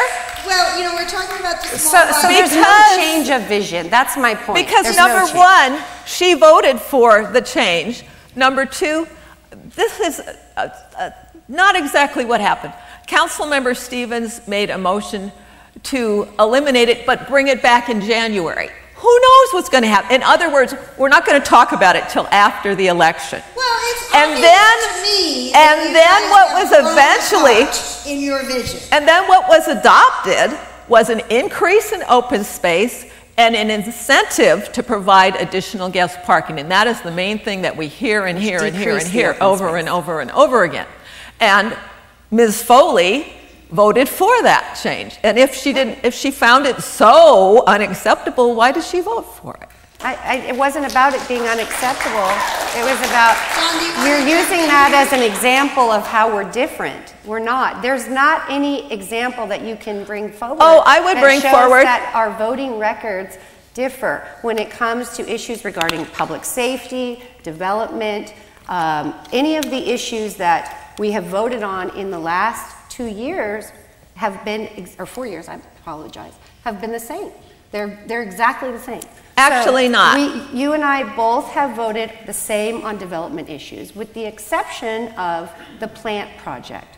The plant project, which was a really creative, inspiring project where an architect, world-renowned architect, came in and took a piece of property on Baker Street, which was a kind of an old warehouse that was housing a plant nursery in the past, and paid homage to the plant nursery and developed it with sustainable building materials. So you guys were not on the same page? No, and if I may, now this is her description of the plant project.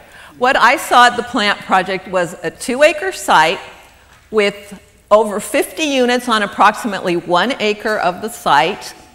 It had what the residential portion was not sustainable. What you had was essentially railroad flats. You had a door at one end and a window at the other, which required mechanical ventilation and artificial lighting for pretty much the entire unit.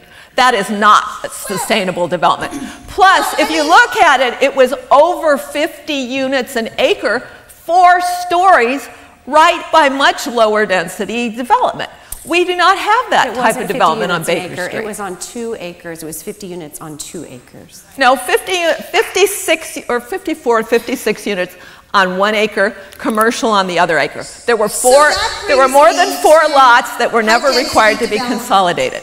Which is a subject that we talked about with the council candidates, high density development.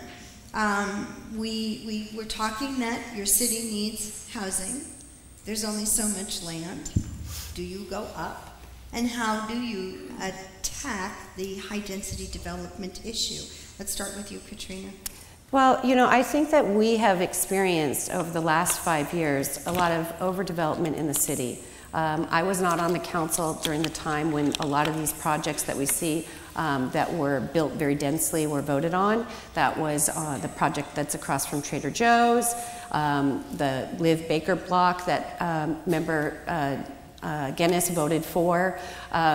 Those projects have been, I think, placed somewhat in the wrong location for the type of density that they have. Okay. And in addition, I would say that the main pieces that are missing from some of that development, while it's, yes, it's repurposing, they cleaned up sites, which is really wonderful, and we need that in our city, but they built to the sidewalk. They got every single inch of building possible without providing any community gathering space, any open space, any setbacks. And so it's not good for long-term sustainable living in that regard. Sandy, what's your position on high density development? Well, first off, it depends on how you define high density. Under our general plan, high density is basically 12 to 20 units an acre.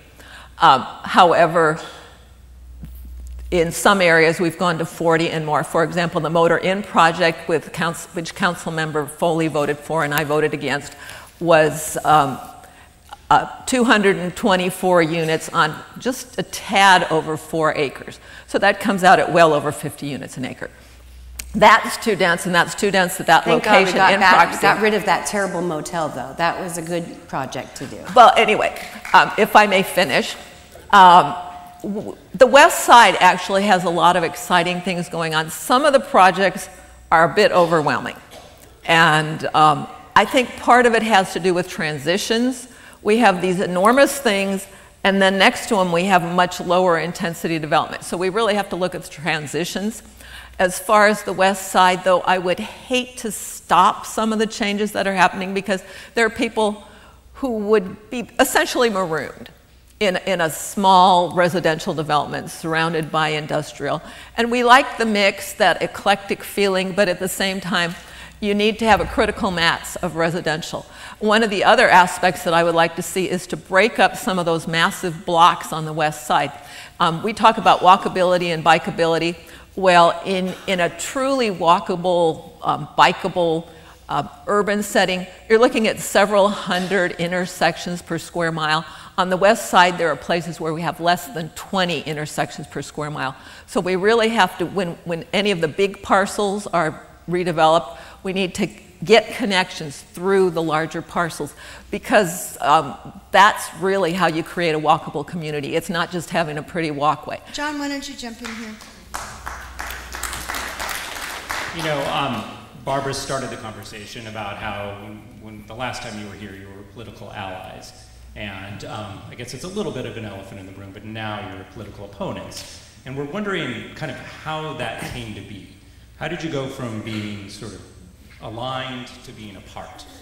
That's $1 million question. And so, you know, what I'll say is that when I walked door to door for Ms. Genis, and when my two boys who are sitting out there in the audience, Sam and Ben, walked door to door for Ms. Genis, and when I opened up my home and my front yard to campaign and have all the volunteers come to my house for Ms. Genis, and the rest of the team, and when I invested my personal financial resources in her campaign, it was because I cared about the same issues that she cared about. I haven't changed as a person between that time and now. I'm the same person. I've always been somebody who advocates for what they believe, somebody who stands up when no one else is, somebody who is not unwilling to be the lone person out on the plank, knowing that you're the lone vote because you know that it's what's right. And I'll just continue to be that person. The only person that has changed is Ms. Genis. Ms. Genis changed a lot. Now, and I'll tell you, what is the most disappointing about it is that for a couple days prior to, and for those of you who don't know, if that's possible, I was the mayor in 2016-17, and I was nominated by Ms. Genis to be the mayor. We had a lovely meeting at the camp where we talked about this, and then something happened, and despite my Herculean efforts to really try to work with her and help her move forward some of her initiatives, I just never could do enough. And so she decided to partner with Jim Righeimer and Alan Mansour instead. And so then she decided that I should be removed as mayor. And that's what happened. 3-2 vote removed me as mayor. And it was, and I know there's people out there who agreed with that, but it was an interesting moment in my life. But you know, I came from a background of somebody who has been digging and fighting and staying strong and overcoming obstacles since I was born. My mom is here tonight, and I'm happy to see her. She just moved in with me, by the way. And, you know, I went to Head Start. I was on free school lunch. My mom cleaned the dance studio so that I could take ballet lessons because we were low income. We depended on the goodwill of our community for sometimes living in their homes and caring for us. No, but it's important. It's important, Barbara. It's important because the only way that I'm able to sit here today is because I have the strength and fortitude to know that I have done nothing wrong and I am principled.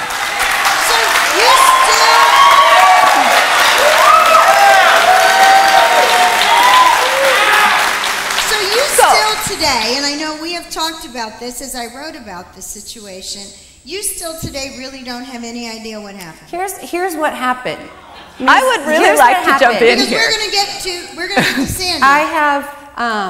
I have probably every month and as late as last week checked in with the city attorney, the city manager, and the HR director to determine whether there's any investigation into anything I've done wrong. Is there anything that I have done wrong that you know about? None. No investigation. Nothing. They tell me that every single time. They tell me that the night of the vote, and that is the only time that Mr. Mansour ever heard me raising my voice. And, you know, probably not good. However, I was a little upset that night, and I think anyone would be.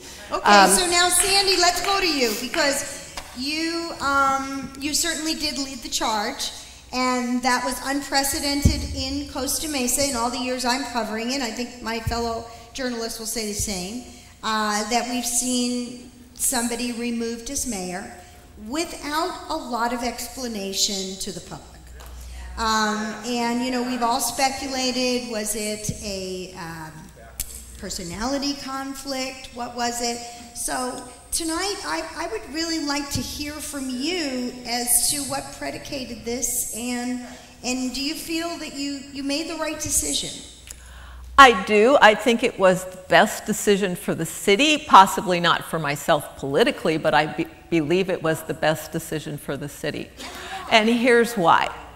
I am a great believer in policy and in procedures.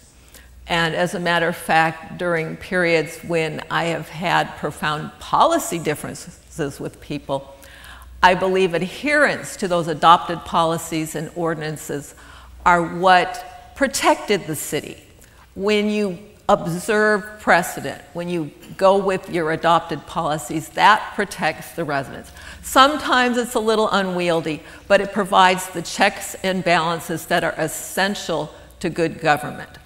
What I found early on is we would, as a group, agree to move forward a certain way, and Ms. Foley would change direction unilaterally. I'd like to get an example. And then there were little things, there were big things. When I would call Ms. Foley, she either totally brushed it aside, or when I would push a little more, she would not respond well.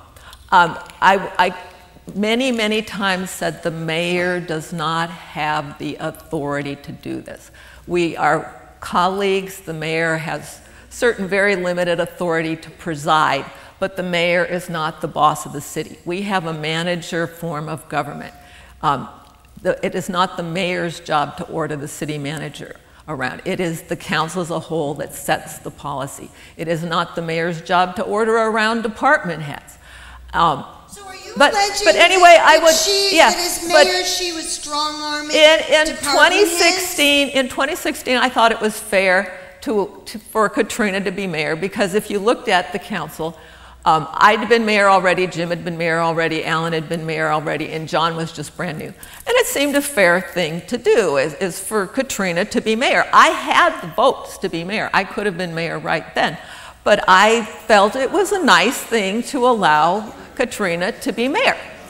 And I regretted it because I saw a lack of adherence to policy. I mean, there were stupid things even. For example, we all agreed that we would have 4 minutes for council comments. And then one day she just waived it for one person. It could have been, and here's the thing, had someone gone through procedures, the item that was discussed could have been listed as a presentation, which would have allowed, under the Brown Act, other people to question, other people to participate, and we would have known it was coming. We would have, even people coming for public hearings would have had the opportunity to participate. But instead, what I'm hearing is, I'm hearing that, and I know it sounds annoying, petty, but it's trivial. I mean, it's trivial, but oh yeah, I will agree. I want to hear. I mean, I will tell you. Okay, and in some ways it's trivial, but when it's time after time after time. For example, Ms. Foley voted to adopt an ordinance that says your signs can't be out more than 6 weeks before the election. Well, my signs will be out 6 weeks before the election, but hers are not. Hers are already out. And she voted for that. She votes for things that will apply to everyone else, but they don't apply to her. I'm just more curious as a reporter. I mean, I'm looking for a little bit more of a beefy lead there. Okay. You have something. Okay. I will tell you, there are other things where it got to the spring where I had what I referred to privately as the MPT apology tour, because the school district didn't want to meet with us. They didn't want to talk to us. There were people at state agencies who didn't want to meet with us, didn't want to talk to us. I received calls. I know a lot of people in bureaucracies because of what I do. And I would hear things. And I was very concerned. I was, oh no, the City of Costa Mesa wants to work with you. I'm sure this was a misunderstanding. Organization after organization, I'm hearing this.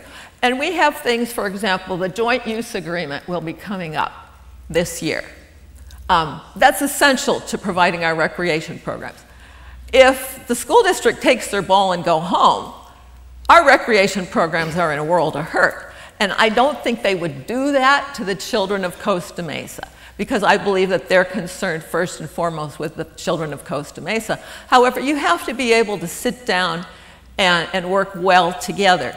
And what I saw was like you say, it's all trivial, but those procedures and policies, whether it has to do with how you handle a land use matter, how you handle even the conduct of the meeting, you need to be respectful of each other, you need to be respectful of the policies, you need to be respectful of President, and when you're not, you throw out the checks and balances that are fundamental to our system of government.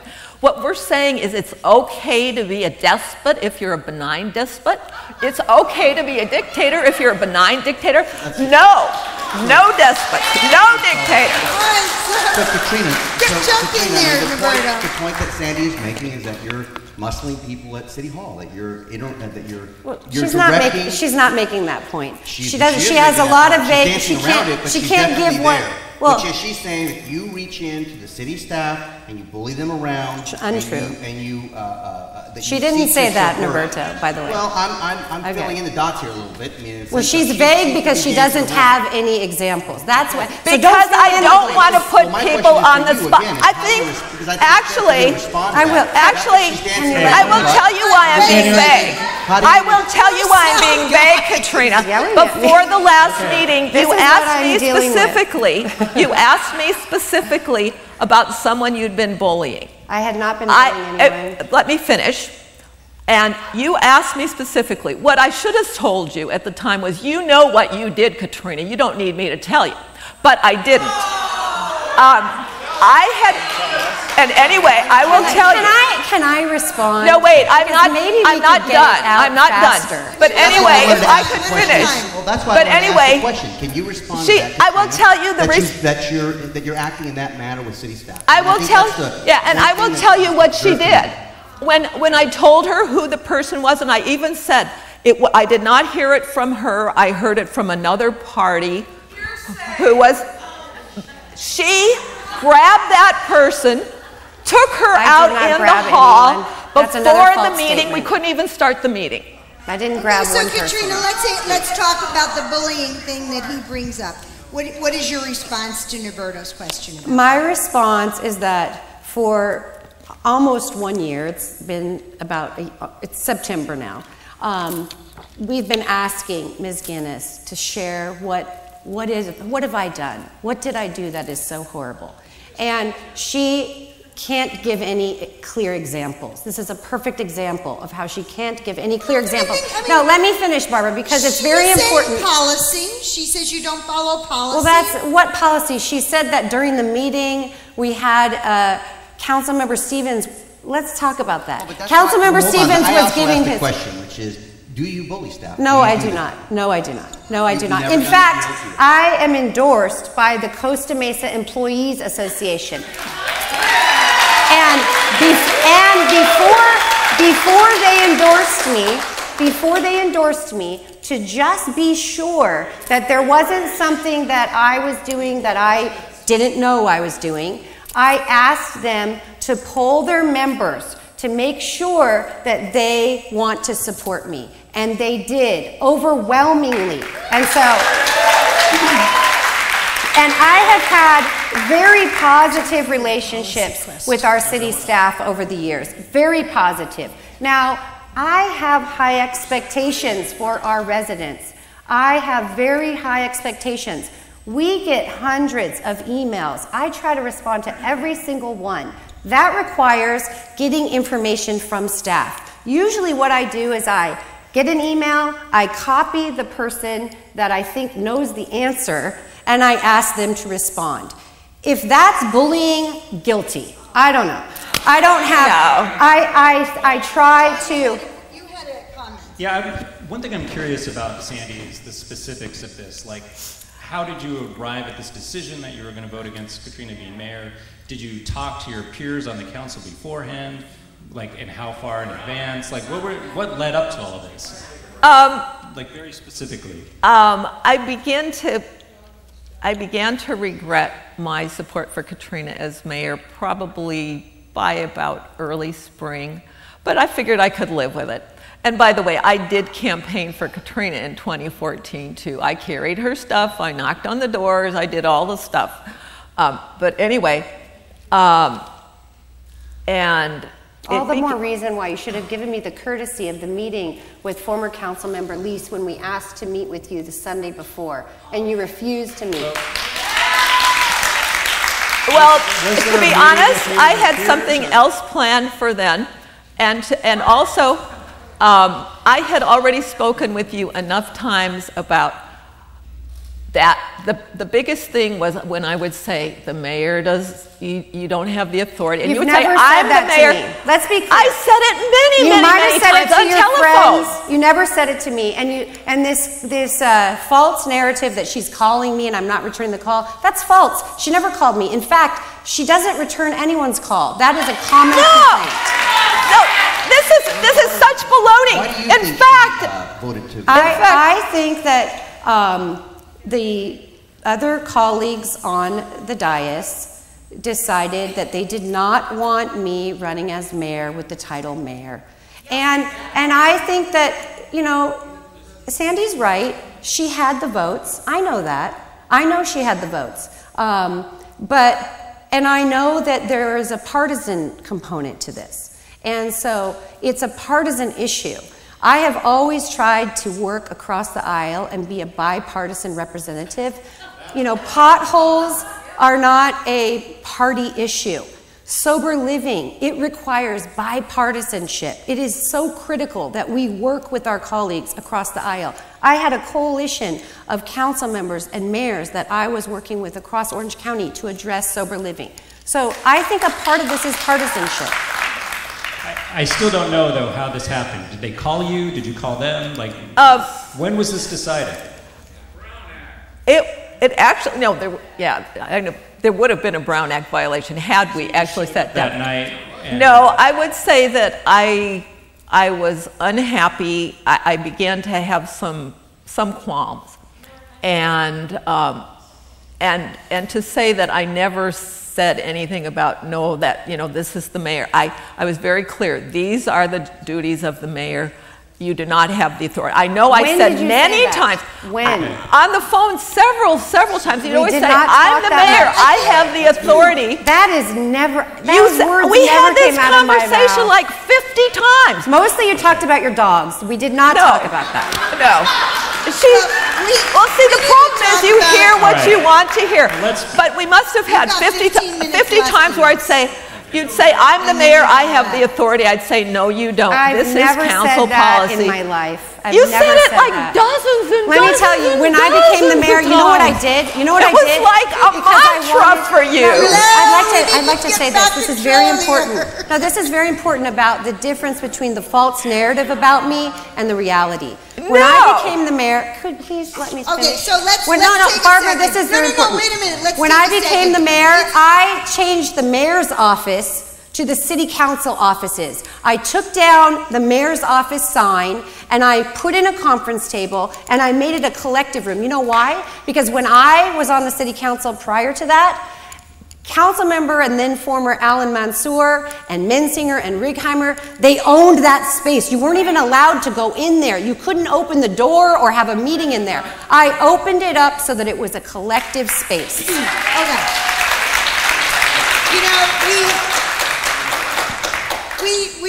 we have to come to the conclusion that you guys are never going to get along, and that there's just a very, very wide chasm between the two of you. Well, there's not. Our votes are the same.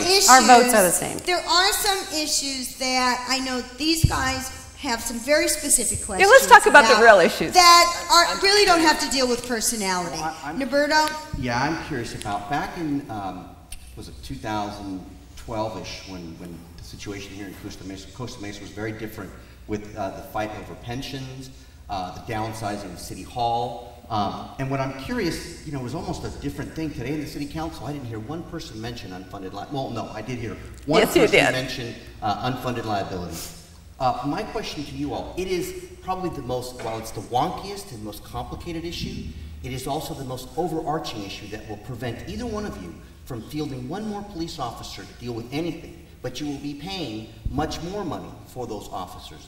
So I guess my question, each one of you can answer it separately, is what has changed since 2012 with the budget and with pensions, and what is your approach to dealing with public safety in an environment where your revenues are likely to be less? Well, you know, we actually, and we've worked together on this. This has been an issue that we've worked collectively on, along with our colleague, Councilmember John Stevens, and in fact, the whole council. I mean, I'll give Councilmember Mansour a shout out as well. This is an important issue to all of us because we want to be able to have money to be able to spend on infrastructure and other things. The employees currently are paying into their pensions more than any other city employees in the state of California. Under my leadership as mayor, the firefighters are paying at a contribution level more than any other fire department in the whole state of California. And it's well over what we can mandate for all of our employees, and we're in the middle of negotiations. I'm sorry, no. Would you change it? Would you bring it down? No. These are contracts that we negotiated, and it's fair. We've tried a new approach to put any increases in non-PERSable areas. So, for example, for the firefighters, we increased their health care benefit package because that doesn't go into the pension contribution and give us more burden. And it's also really critical for them because they are in such a high-risk health job. So we have been working very diligently, collectively, as a whole. We have a great finance and pension oversight committee. They give us recommendations. Some of them... Is it not an issue moving forward? Well, no, it's always going to be an issue. How do you deal with it moving forward? The unfunded is from the retirees. The new members are paying more than their fair share. So moving forward, that's all we can do is continue to have that kind of a model, which we do support. And we are paying $500,000 down for some of the pensions to pay some of that debt down. But it's a state issue. It's going to have to be fixed at the state level, I believe. And I would like to, and I'm open to any council member who has a proposal or an idea because it's important. And increasing, I agree that we got our employees to agree to increased contributions, which was a really good thing, and I'm really grateful for that. And we also have put the extra $500,000 in. We have a separate fund called the Fireside Fund, which is important to pay down. One of the other things that I have pushed for is a 115 trust. What that is you put money into that when times are good, so that when times are, and it can only be used for pension expenses or other post-employment benefits, which would be, say, medical, which we don't do anymore. But lifetime medical was granted to certain employees at a certain point, and that's a liability. It's a $30 million liability that we have to pay down. But anyway, under the 115 trust, which we're moving forward on, we have the bids out on that, and that's something I've been working on for about a year.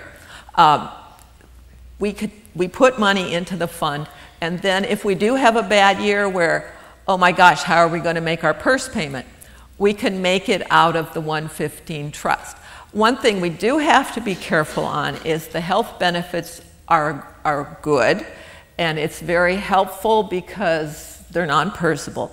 But under the Affordable Care Act, starting in 2022, any benefits for insurance that are above a certain basic level will be taxable. And that is not taxable to the employee. That tax has to be paid by the employer. So it's critical that we structure any of our employee agreements that go beyond that point to address that tax, because otherwise the city will be on the hook. And we haven't actually calced out the amount that we will have in Costa Mesa potentially. So are you guys looking for new forms of revenue? In other words, to bring down your pension liabilities? We're always looking at new forms of revenue without taxation. And so one area that we're really seeing potential for growth in is that the voters adopted Measure X, which created a green zone, a marijuana zone in the city for research and development. And we are expecting significant revenue to come in from that. I mean, the applications have, I think, almost all been approved that were pending, and now it's a matter of getting up and running and getting the businesses going. In addition to the $50,000 permit fee that they pay to the city, they also pay a 6% sales tax on everything. And so that's going to generate a significant amount of revenue. Another area where we're going to see revenue, which will likely be able to offset fire department expenses, is in the transport model. Now, we both supported that. We campaigned on that with the team in 2016. That was something that was different than what the prior council wanted. And so when I was mayor, that was one of the first things that I initiated, was move forward on the transport model. Unfortunately, you know, bureaucracy took about a year. And we finally, on September 1st, drove our first patients in our own ambulances that we've owned for several years. So. And that will generate a lot of revenue. I would also like to note on revenue. Oh, are you done? I'm sorry. One more thing, I'm sorry. Okay. One other thing is that I sit on the Travel Costa Mesa board, and increasing our economic revenue through tourism is really great for our local residents. It doesn't cost our local residents anything, and we have the most amazing ability to bring tourists here. South Coast Plaza is a mecca for shopping. People come here from all over the world. They stay in our hotels. They visit our Performing Arts Center. Costa Mesa is an amazing place. They go to the Fairview Park and go through ecotourism, which I know that Mayor Genis has always supported. They go to the Back Bay. They go to Disneyland. We have relationships with Anaheim. So you're saying to me, Katrina, between the marijuana and would it be a TOT tax? No, we have it already. So you wouldn't increase the TOT tax, but increase tourism yes. and that revenue stream. And build another hotel in the city.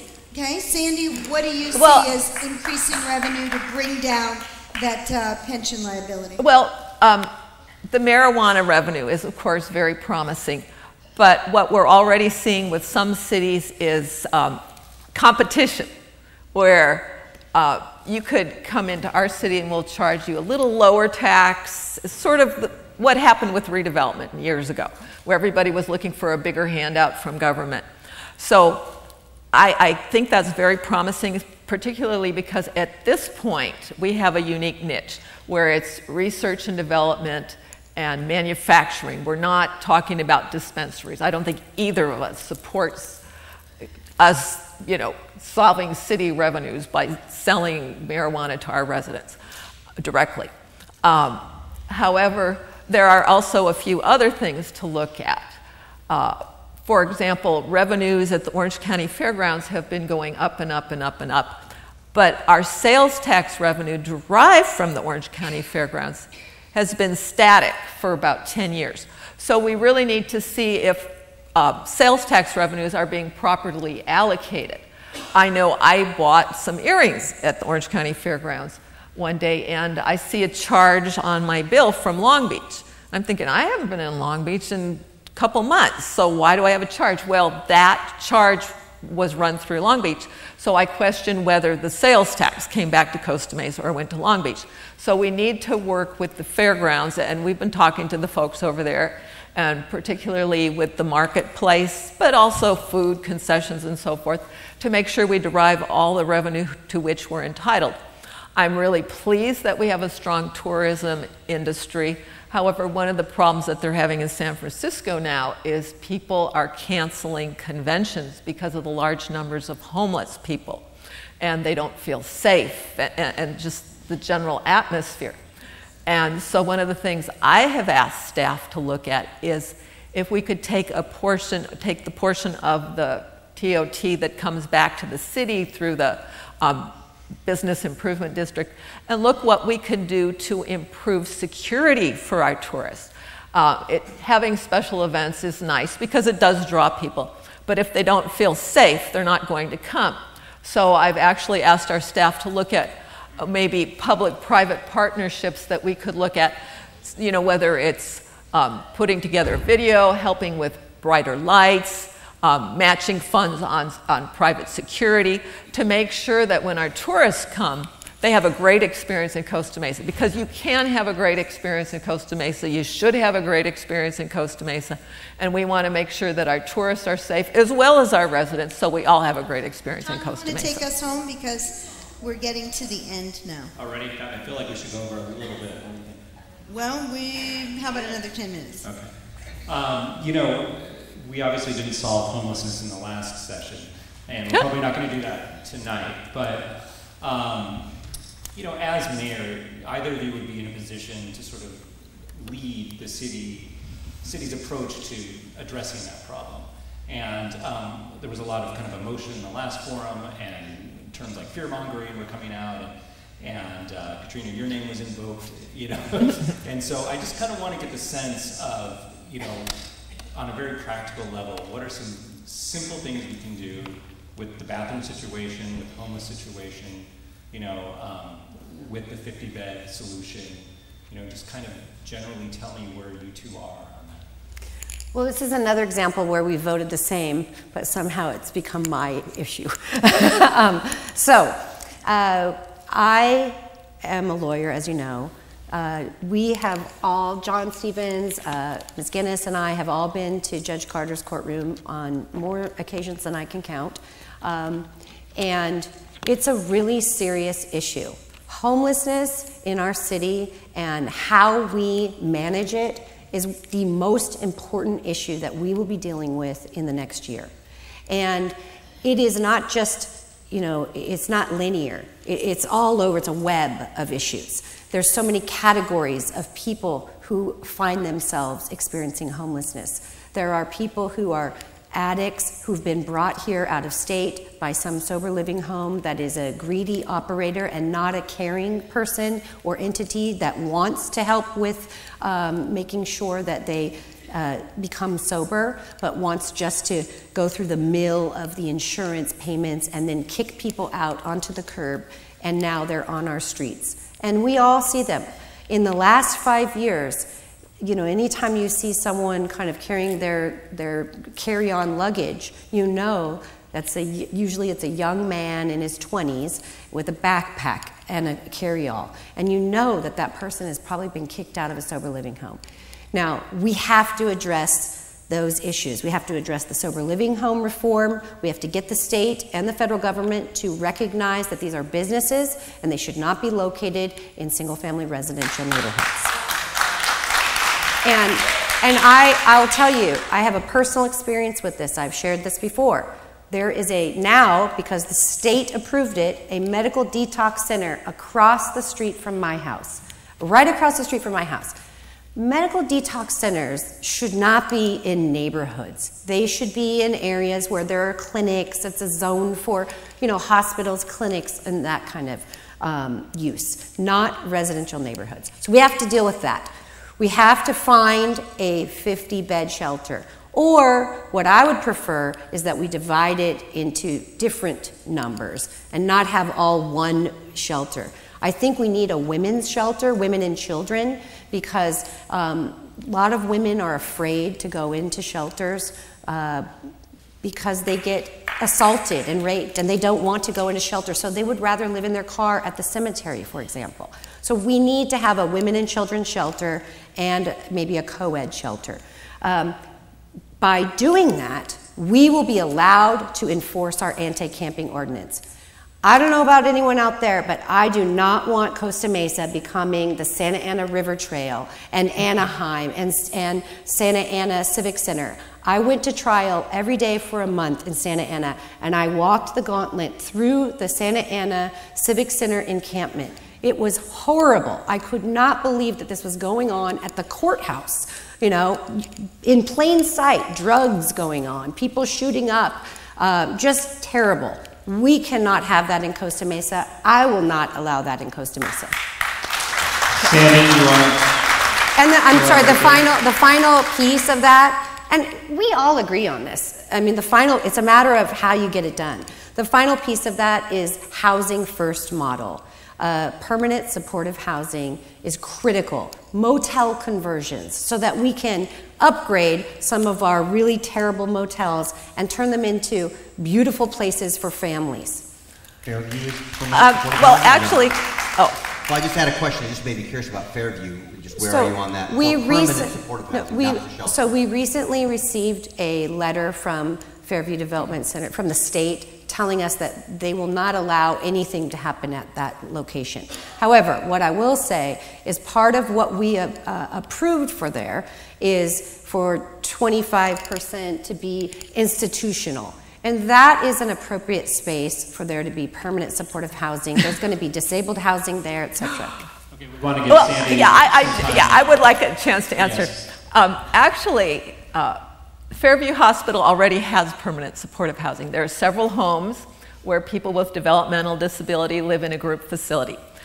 They're currently going out to bid for the Shannon's Mountain project, which will have 20% housing for developmentally disabled people, which will be permanent supportive housing. Under the current lawsuit, we are under tremendous pressure to provide 50 beds. But we have to be responsible, and I believe we should take care of Costa Mesa people, but I am not in favor of becoming a regional center. I also believe that what we need to provide is, there are people who are down on their luck, all they need is a little leg up. You put them in what's called transitional housing, then they can save up money for an apartment deposit. Just a little help with some job counseling, financial counseling, they're on their way. They're mainstream. And then there are people who just can't make it on their own. They have a developmental disability, they need somebody to check to make sure they take their meds, maybe they have PTSD, and those people need permanent supportive housing. And then there are the people who, I call them the coulds, the can'ts, and the won'ts, and then there are the won'ts. And I believe any of our assistance has to be assistance with accountability. And if you're a won't, well, we shouldn't be expending our resources. But the problem is we have to have the 50 beds. What's disappointing to me is that the focus is on 50 emergency beds, because if we had the transitional housing, if we had the permanent supportive housing, we wouldn't need as many emergency beds. There's always going to be somebody who's in an emergency. And I really don't like the focus on emergency beds, because what we're saying is we're keeping you in an unstable situation. We're keeping you in a situation where you don't know where you're going to be next week. Whereas the transitional housing and the permanent supportive housing actually transforms people's lives. And that's what we need to do, is we need to help people who are willing and some who are able on their own transform their lives and develop a secure situation, not this pillar to post emergency shelter. Now, the county has been divided into 3 service areas. There's a lot of pressure to provide the beds. We may need to provide them in Costa Mesa. However, there are other communities that have been permitted to provide some of their beds in other communities. As a matter of fact, at one of the hearings I was at, The judge actually beamed as the Huntington Beach people talked about the beds they were going to provide, and I later learned that those beds were going to be provided in another community. So, so I do believe Costa Mesa needs to do our share, and it's essential that we meet our numbers, because if we don't, we won't be able to enforce our ordinances. And a lot of this comes down to, Councilmember Foley touched on it a little bit when she mentioned the sober living, but a lot of this comes down to the opiate epidemic. Whether it's through sober living, whether it's addicts. I understand from Chief Charbonnet, we have addicts who come to California because we have lax drug laws. You don't get arrested for shooting up. And also you could support yourself to the tune of $949 a day with petty theft, and you never spend a day in jail. And I think we need to change those laws, but that's the state of California. Well, actually, that's we the voters. I didn't vote for it, but if you voted for Prop 47, unfortunately, you probably helped contribute to this situation. And so it really comes down to, a lot of it comes down to the opiate epidemic, which is all over the place, but Costa Mesa does not currently have a narcotics unit in our police department, and that's one of the things I would really, really like to see us rebuild. Well, as we're wrapping it up, I mean, we could sit here forever and talk. I think that the both of you are qualified, and the both of you bring some different things to the table for mayor. And so as we wrap this up, briefly, Sandy, what do you feel is a unique part of your personality that you would bring to the first mayorship of Costa Mesa? Well, actually, I love Fairview Park, but and have for 30 years. But as far as a unique personality, I am able to work with a diversity of people. When I was in college, my roommates said we could never have a party because I had friends who were hardcore peace advocates, and I also had friends who were in ROTC, and loved them all dearly. But they probably would have not gotten along real well, because I respect people. I respect the people that I meet. I love knocking on doors because I meet so many interesting people. And I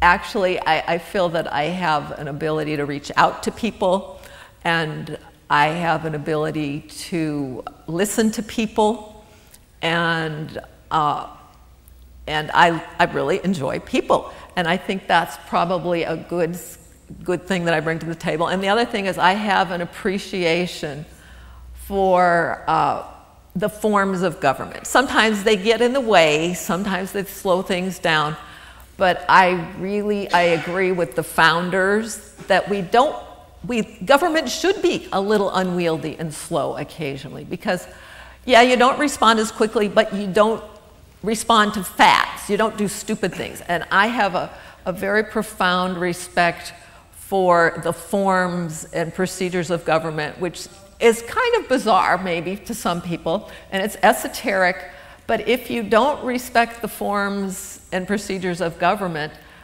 then we may as well fold our tent. Now, Katrina, what do you feel in your personality you bring to the mayorship on this very historic vote? Mm-hmm.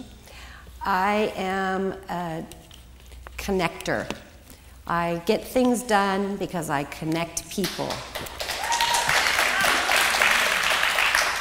I love those exchanges where somebody has a problem and you can connect them to the person or the entity to solve the problem. And that is what I do best, and that's how I get stuff done. And some people use a different word when they say that. But I really do connect people. And, you know, I'm a loyal person. I'm loyal. I've been married 27 years.